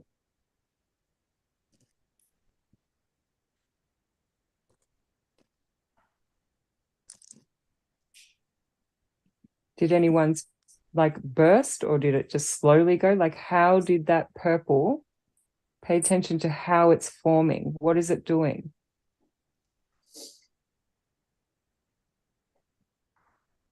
Simmering.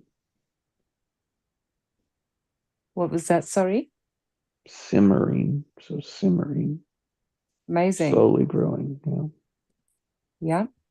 Yeah, mine's in a Mine is- swirl. Sizzle. Yeah. Well, Mine is doing like a blood transfusion from whatever it was to now the purple is transfusing it, like cleansing it, ouring it, amazing. giving it electrolytes.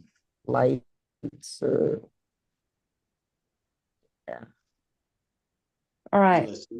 Centered headache. You're what? Sorry. I feel like a center of headache, just a small spot where it hurts. Oh, that's good because you're activating. Mm. Okay. All right. So what we're going to do is take a minute here to describe what you're feeling in your own head and get the story of that energy and what it's doing. So just if you feel into it, and then you can kind of read energy. So if it's simmering, right? Imagine you've had this closed. If it hasn't been activated, it's going to be closed. So then you've put something in it. So it's either going to start simmering out or start swirling out, or it might burst out, or it might just feel like a headache. It's going to do these. So what we want to do is understand the feeling there, but then we want to create a vortex that comes out so that it shoots out, so that you've got a free flow of energy there. So just work on doing that. However that you feel, you can do that. And feel into the energy, because that's the energy, like that's, yeah, you'll be able to read what's in the energy the more you practice this. First, we want to activate it. So just try and create that vortex where it bursts out. And when you've got that, let me know. Sometimes I will, you've got it? You can kind of stir. It's like the transfusion is the electromagnetic energies in the purple transfusions.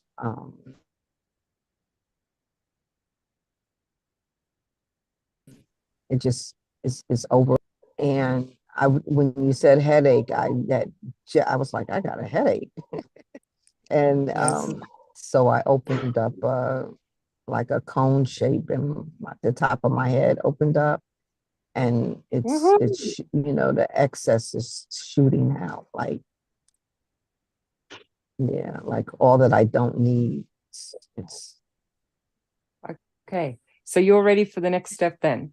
Okay, so the next step is to then, once you've got that cone coming out, or once you feel, and you can use your hands in front of your forehead to like create a circle, and then pull your hand up as if you're pulling the energy out Like and sometimes when you create a circle, like you're stirring, it can help create the vortex that you need of energy to expand it.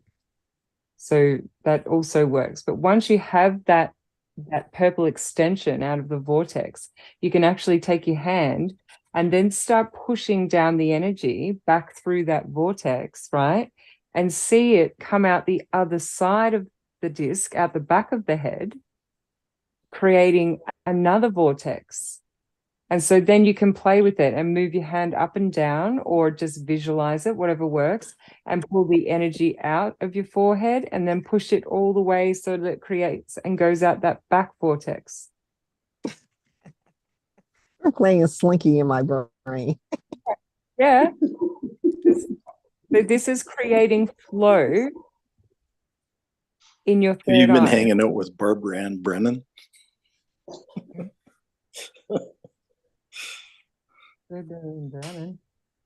Oh, And no, so that's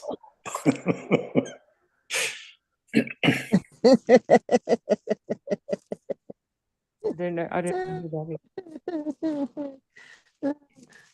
I'm laughing because it's like I got I got a hole in the front of my head, my third eye. I got a hole behind the base of my skull. And it's just like slinky. yeah. Let's take a sinus cleanse here. This is Yeah. exactly You cleared what something out, Cinderella. you're Huh? cleansing. Yeah. Yeah, So- that's good. That's really good. If there is stubborn energy, sometimes it like we can't form the cone or we can't feel it. So that means there's a blockage there.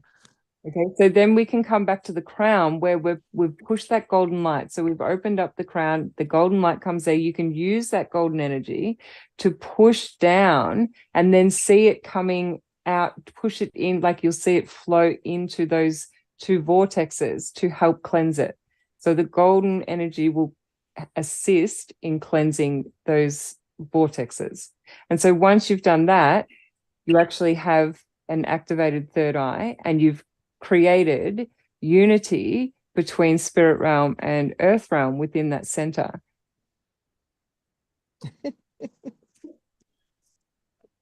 So shit's gonna get weird. You're gonna start seeing things differently. It's coming out my navel now. Oh,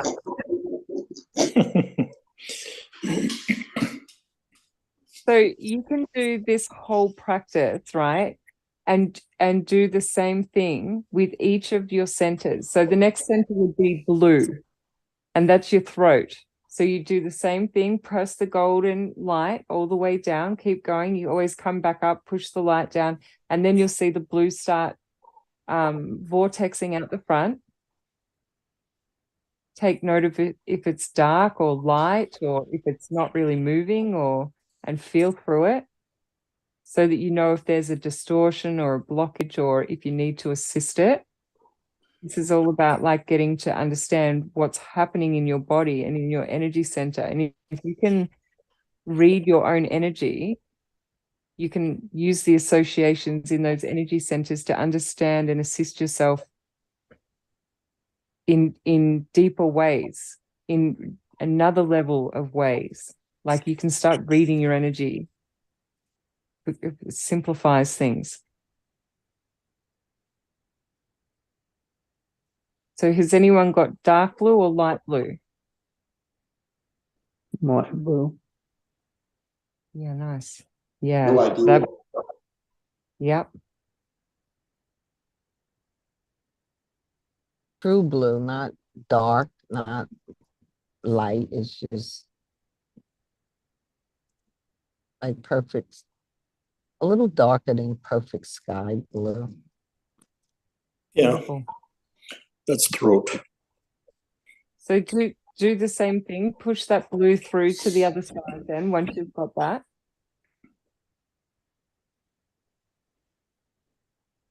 Notice if anything comes out. So sometimes smoke rings come out, like that's for me. How you decipher the energy, like you'll have your own unique way of deciphering it.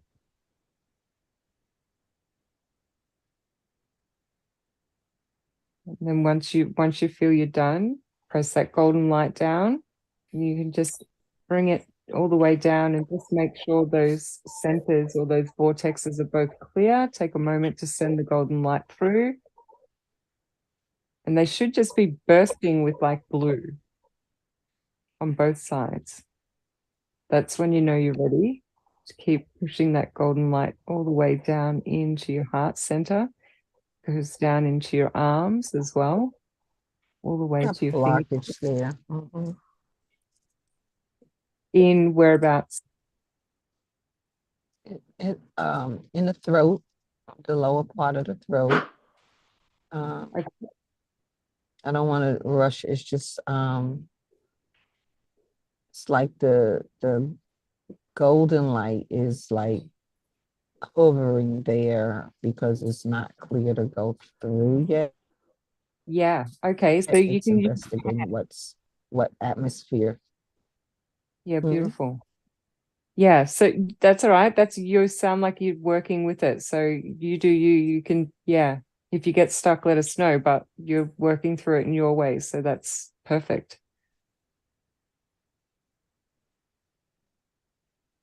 Just feel your way through it. Use your instincts. How would you shift that down?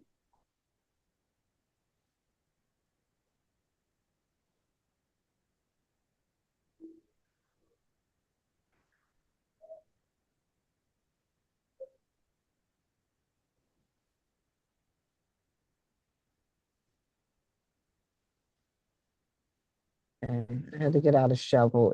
It's puked out and it's now now it can now go through. Well done. Well done. Look at you. You're Mm. literally removing blockages. Like this, you watch your life over the next week or two, things will shift. So just bring it all down, bring the energy all the way down into your heart space, down into your fingertips. So it's all sitting in that higher torso. And this is where the magic happens. So this is where we need to pay attention. We need to go in and focus on that green light that's going to expand out of your heart. Now, your heart energy has a different expression. So whatever it expresses and feels like. So I would be interested to hear what people are experiencing. Use that golden light if you have to, but draw out.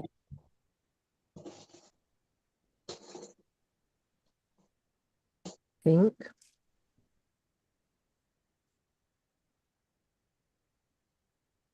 It's calming.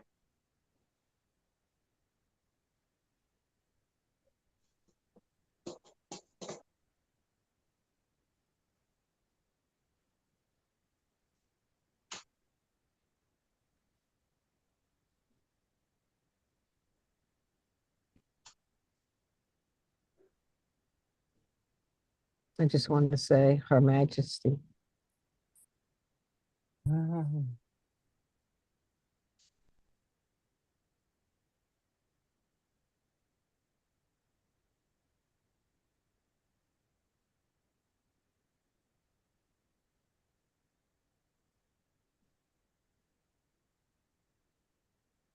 Is that honor in your heart? I would just like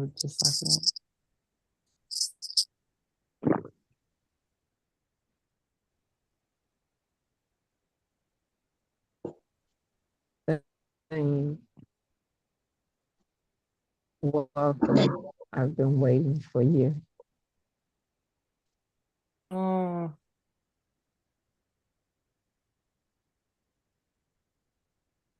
mhm.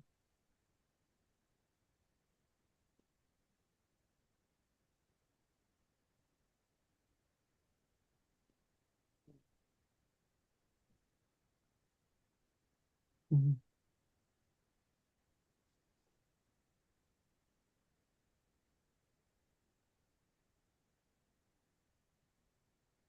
What does the energy look like that's coming out of your heart?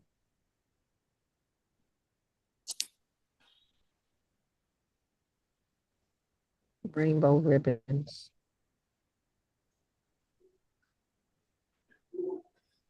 It's so cool. Mine's like a playful, and it's diving back in and it's weaving in and out of the other two we've worked on.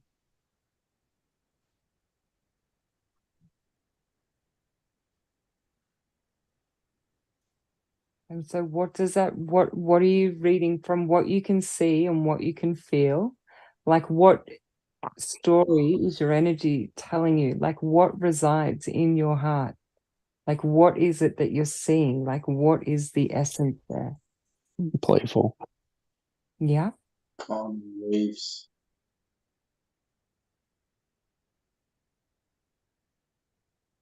Royalty, peace, serenity, grace.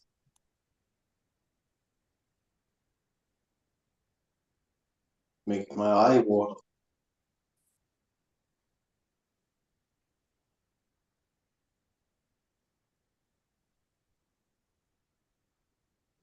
These are all expressions of you in their purest form, guys. Like, so thank you for sharing that with me, because this is epic.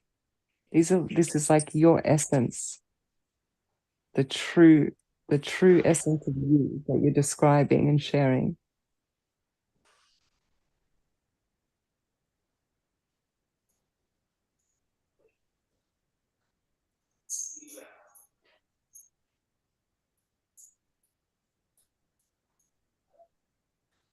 So you can spend some time here and having a look also, like if there's anything that needs clearing out, anything that you don't want there, you can just flush it with the golden light, or when you're ready, start pushing that green light and creating that vortex out the other side and just feeling your way through it.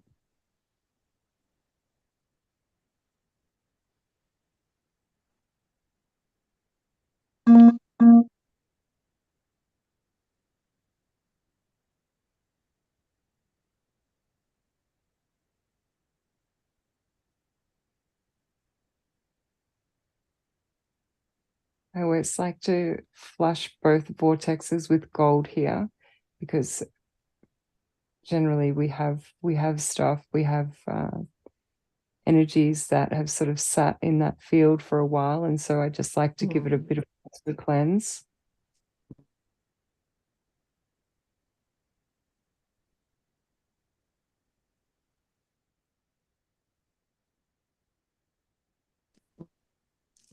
It's flushing. I don't need a plunger.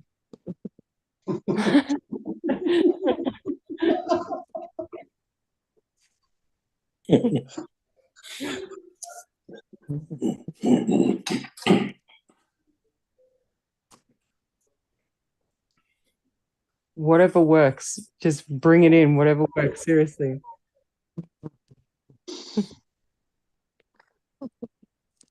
This is a great thing about doing it in the void, because you can utilize whatever it takes. It's a lot easier than doing it in Earth Realm too. So we're going down, we're going to push that energy down into just above our belly button and open up that solar plexus, which is yellow.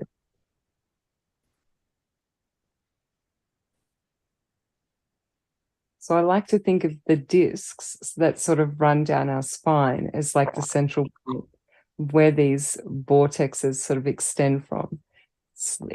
That's the gateway from Earth Realm to Spirit Realm. So we're just aligning our energies with our higher self.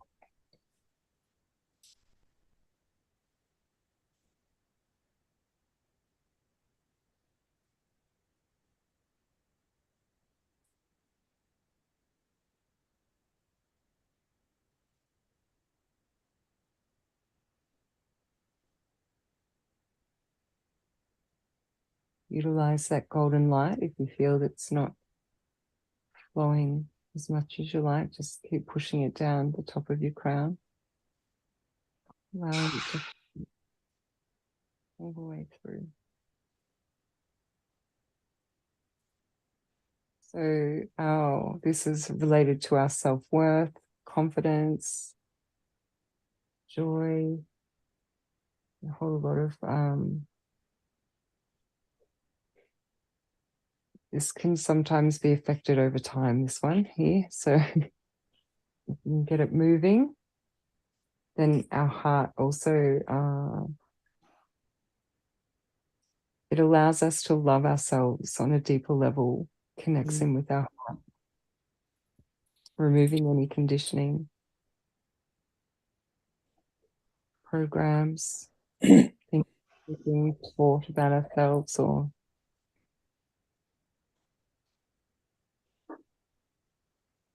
when you're ready, push that through the back, allowing for the energies to expand.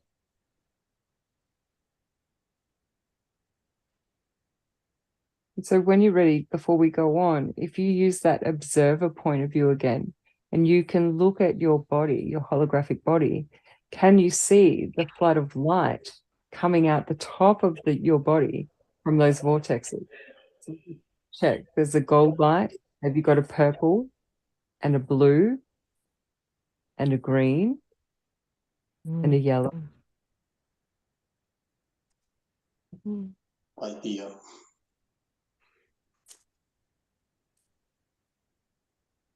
Keep pushing it down. So just underneath your belly button now, sort of like in just maybe an inch down, we want to open up the orange sacral center.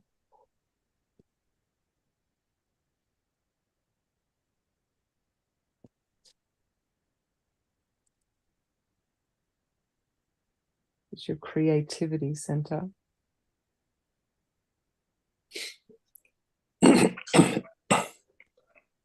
Force energy.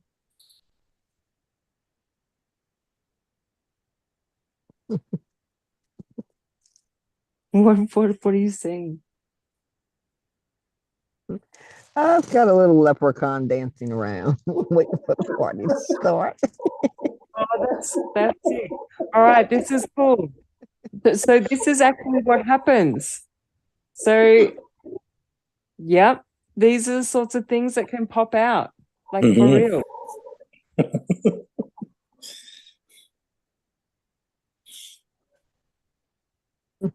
So he'll actually, that little leprechaun, right? If you tell him to, is he residing in the vortex?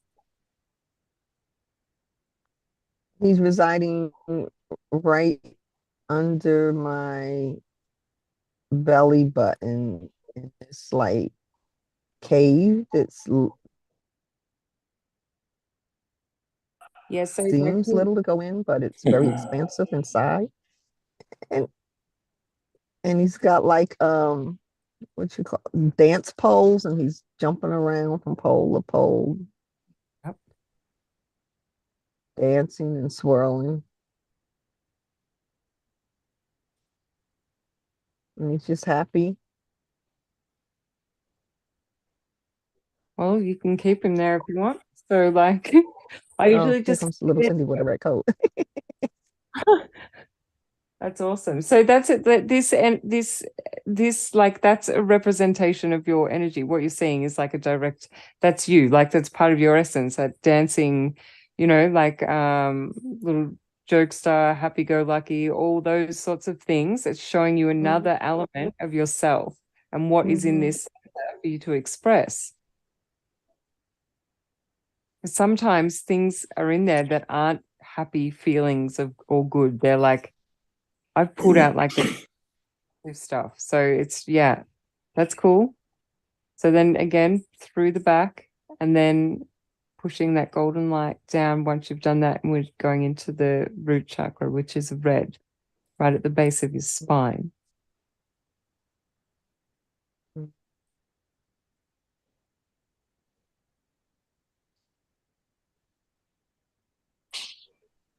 So some people will create a vortex that goes straight down towards the earth, and some will do the front and then the back as well. So that's totally up to you how you feel that's going to work for you.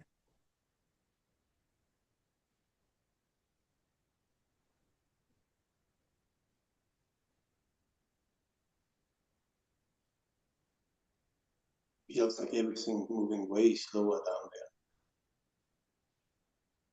there. Good. So we want, when we're working with the energy centers, we want a nice strong flow. So if you sort of pay attention to how it feels, how it's flowing, is to how like the current of it, the rate at which it's all sort of spinning, if it's spinning at all, if there's density, if there's cloudiness coming out of it, that's distorted energy or dense energy that's been stored in there. So don't be alarmed, that's just cleansing it out.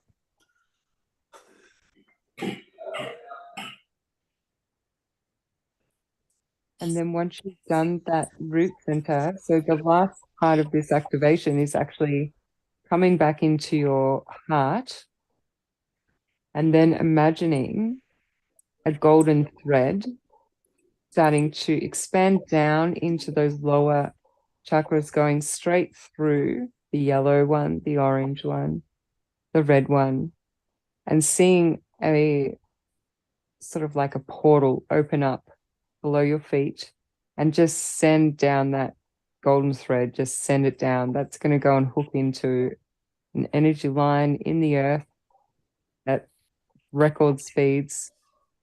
And you'll know once it's hit its anchor, because you'll start seeing a golden light come back up and it's going to hit you in the heart, and you'll probably see a bit, it'll amplify out and clear your field.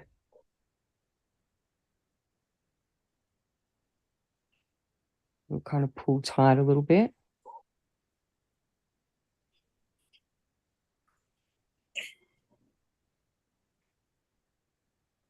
And then another golden thread will start going up from your heart and into that throat center through third eye and the pineal. It actually gets the pineal as it goes there, out through the crown. And then there's another portal that's opened up. That's your soul star. And then when we go see it go through there, there's another portal that's going to take it out into the galactic center. So just send it. It'll just, right? It's going to go and anchor into the center, record speeds. You'll know, you'll feel it sort of tightening, and then down comes that golden light back in through those centers into your heart. And then you'll see like a massive, it'll just expand out. And it just clears your field. And I just want you to take a nice few deep breaths into your heart space and just feel into that moment once that's happened.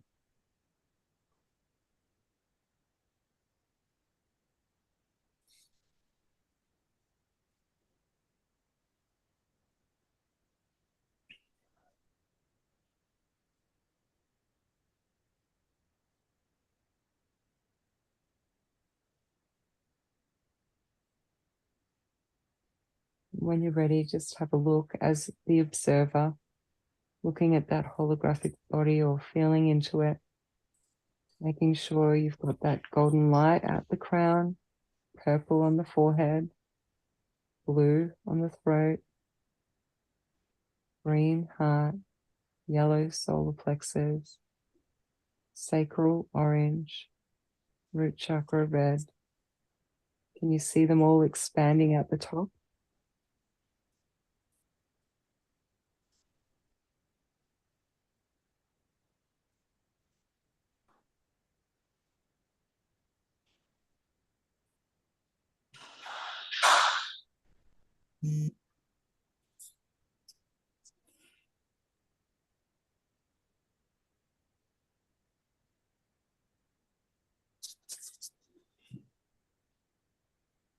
And so just bringing your awareness back into your body. Taking a nice deep breath. We're going to come down. So just bring your physical body back. And then just so that you've taken that out of the scene, so your holographic body's up there. And we're going to just close all those centers. You'll see them all just sort of like go back into the holographic body, and you'll start descending back down, thanking your guides. And back down, I'm bringing you back down in a bubble as well. My guides are here. Coming back into your body. When you're ready,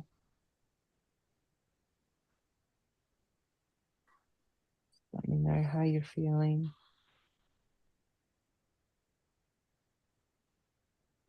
Is everyone okay? Yep. Yep. Yeah, thank you. Yes, thank you. What was like the highlight? What did you feel? Because I haven't done that with anyone, so I wanted to just, tell me, what did you feel? What was something that stood out? I felt like there was a giant pipe cleaner that was running through all my chakras. Oh, nice. It was really good. Yeah. Mine was like that too. Mine was more like, yeah, it was like a pipe cleaner, like clearing out the sludge. And then this like Drano just like cleaning the walls of it and like flushing and flushing and flushing until there was nothing left to be flushed out. And then the light just enumerated just the pure energy of beingness. Yeah.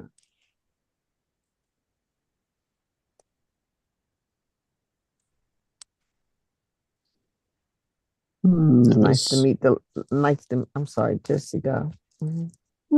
Finish, please. Yeah. The leprechaun surprised me. And bright green. Maybe that's my father. His birthday was on St. Patty's Day. Kind of, yeah. I would say there's an association there for sure. Mm-hmm. Absolutely.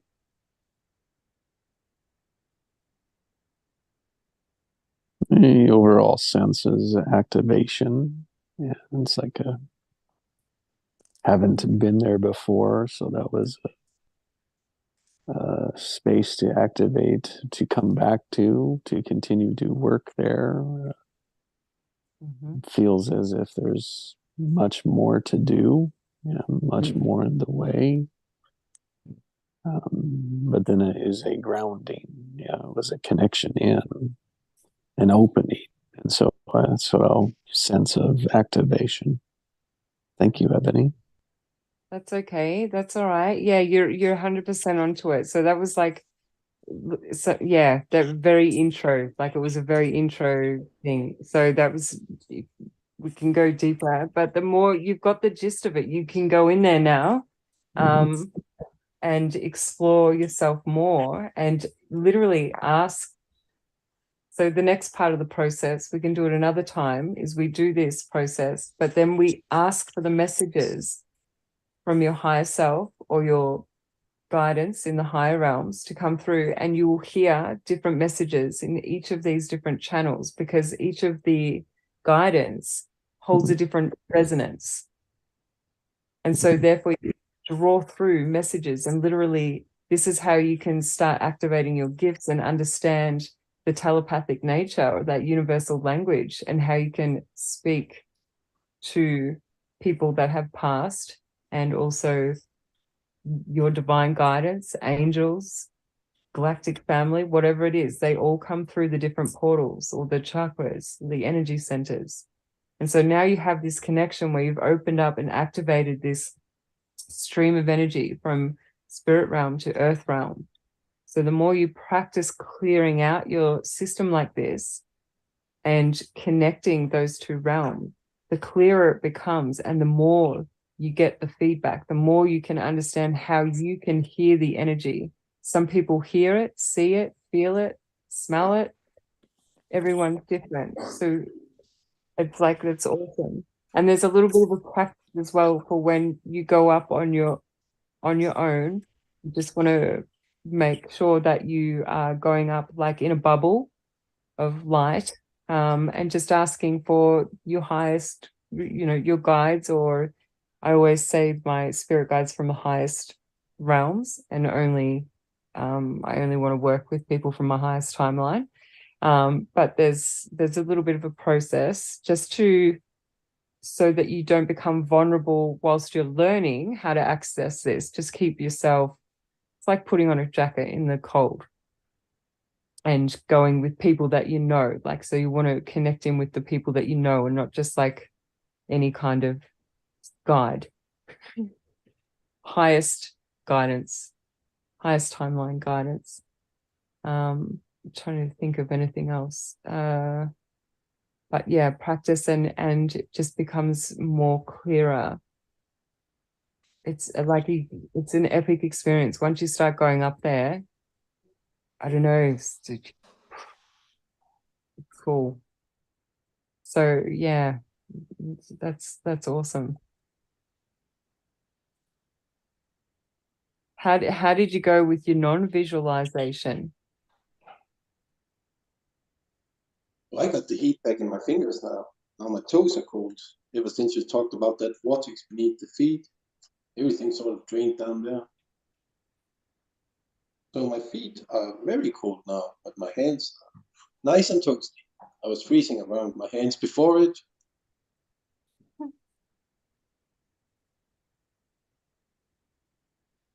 So what happened with you then? So within the body, even though it was more felt like outside my body.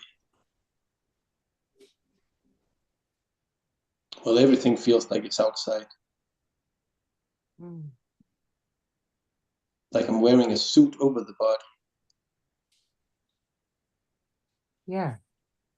Suit of energy.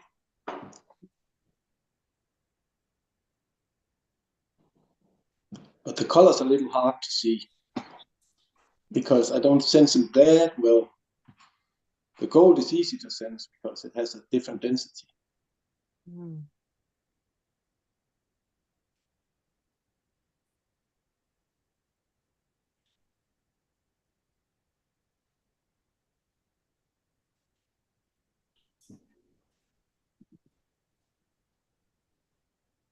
So you know that saying where everything is within you, like everything that you need is within you. So what I've learned that for me, like you can literally ask, you can go up there and ask any question. If you've got a question or a problem or something that you can't solve in your earthly suit, you can go up there and ask your soul or ask your high guidance, highest version of self, and you can receive the messages that are in you. You already have the answers. You absolutely have the answers. Everything that you want to know about, you can extract because you've already had the thought and you've already created it within you. So you can literally get every piece of information from those centers, draw them through. Like it's epic. I can't even tell you how epic it is because it's just, when I found this to be truth, like that's just how I solve problems now.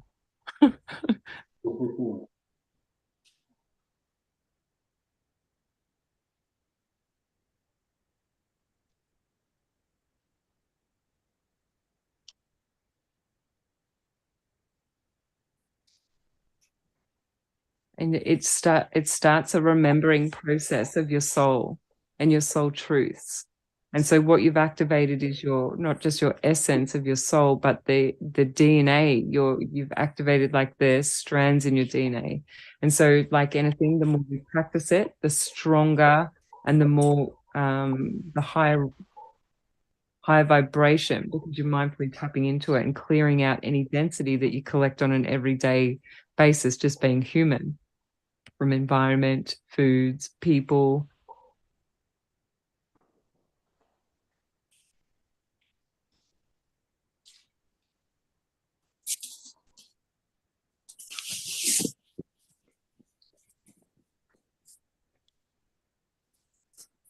Yeah, because I didn't understand how I was doing it. And so then how I was actually able to tap into people's stuff. And so then on exploring that more, like I was shown that whole process, and that's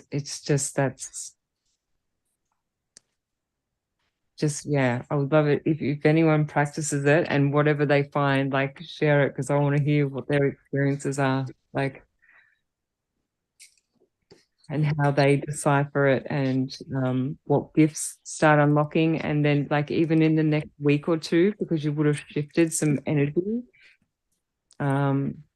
And then there's a process of intent. You can go up there with the intention of clearing timelines and lifetimes and accessing the different realms that your soul has evolved in and created experiences in.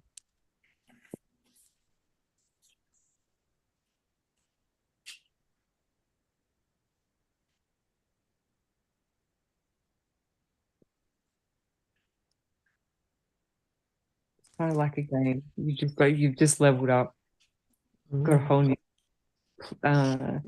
This has been good. We're good. yeah. Well, I'm glad My physical body is still adjusting to the landing. Yeah. Yeah. Yes, that feeling. I know what you're talking about. Yeah. Feels like I got some new tunes in my body. Mhm. New rhythm. It's musical. Ready to go.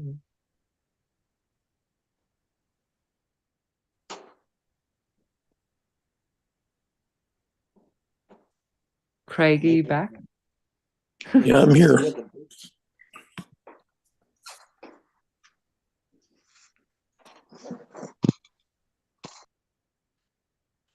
I'm just enjoying the feeling of being flushed out like that.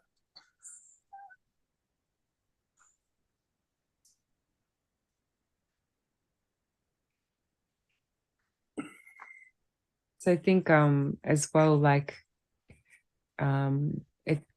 if we can, what I was saying before about like the associations, because if you have a look at the actual chakras or the energy centers and the associations with it, when we understand the associations, if we've got an issue in our life that keeps popping up, and we know that it's associated with a certain energy center, we can focus on clearing that out, and the actual reality of the issue will clear out for us in Earth Realm. Like it's as simple as this. But we You've been need to. hanging out with Ina Segal. Who? Ina Segal. No, who's that? She's an Aussie who's written books about exactly that. How the chakras are associated with different ailments. Right. Yeah. Well, I think that it's kind of like ancient, because they're so ancient, like these chakras and everything. That I've never really looked into them as such. I just kind of go off what I'm shown. But for my own self, now I'm like, right, well, I want to know what this is and where I can assist my physical body in this reality in Earth Realm. So where's the association? Like, yeah, I don't know. So you can it's just another element of another perception that it's like a self-help thing.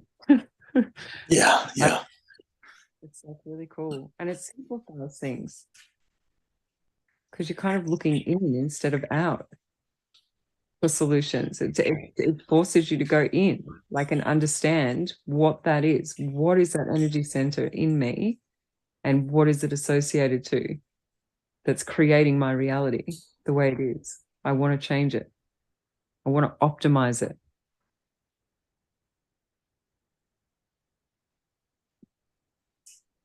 Yeah.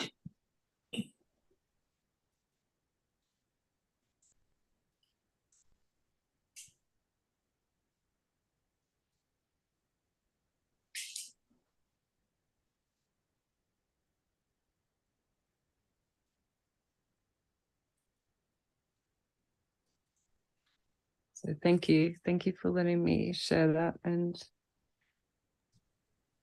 yeah, That was amazing. Thank you. I'm feeling so I did experience like pressure in my head before through the process. That moved out, and I've been feeling different like some is muscle and some is like where anxiety or something like that would lodge. That's like still moving and shifting from like it's dissipating one place and then I can get focused on another place and just lean into that and just continuing to let that, flush out. Yeah. So my body is adjusting and still assimilating to what's happened. Yeah. So that golden light that you brought through, that's like that's the high vibrational, that is like the divine flow. That's like what connects you to God. It's like God energy, like coming through. It's like high vibration. It's pure. And so essentially what you've done is you're regenerating your cells, you're upgrading your cells, you're upgrading every part of your body as you're moving that golden light through your body and activating those centers. Energetically, you're like shifting your whole vibration and just allowing for that high vibration to come in. And I would be interested to see what your worlds look like, the subtle shifts that you experience in the next couple of weeks, what comes about, and how your perceptions, I'm sure it like shifts perceptions. So that's a really cool thing. Like, so it's kind of like you can feel it going through. I just love that. You explained it really well. I can see it as you're explaining it.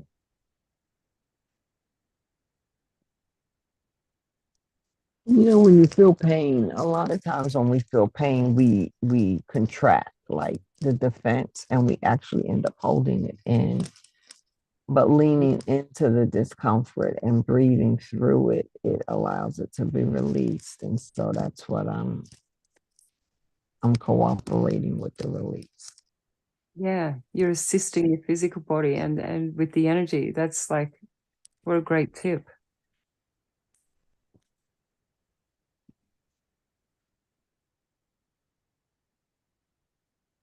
Man, this has been awesome.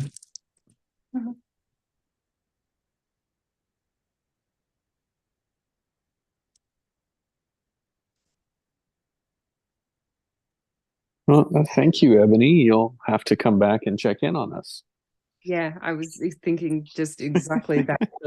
You took the thoughts out of my head then. So yeah, I'd love to come back and check in. You've been gone too long, dear. Yeah, it's so nice to hear your voices and just connect. Like it's been good. I have been gone. I've been exploring. I'm back. So thank you, Jesse. Thank you for the space and just sharing everyone's energy. Thank you so much. Thank you. Yes. Have a great day. Yeah. You all have a blessed day. Love and Thanks hugs. all. Yeah, love and hugs, everybody. Bye. Love.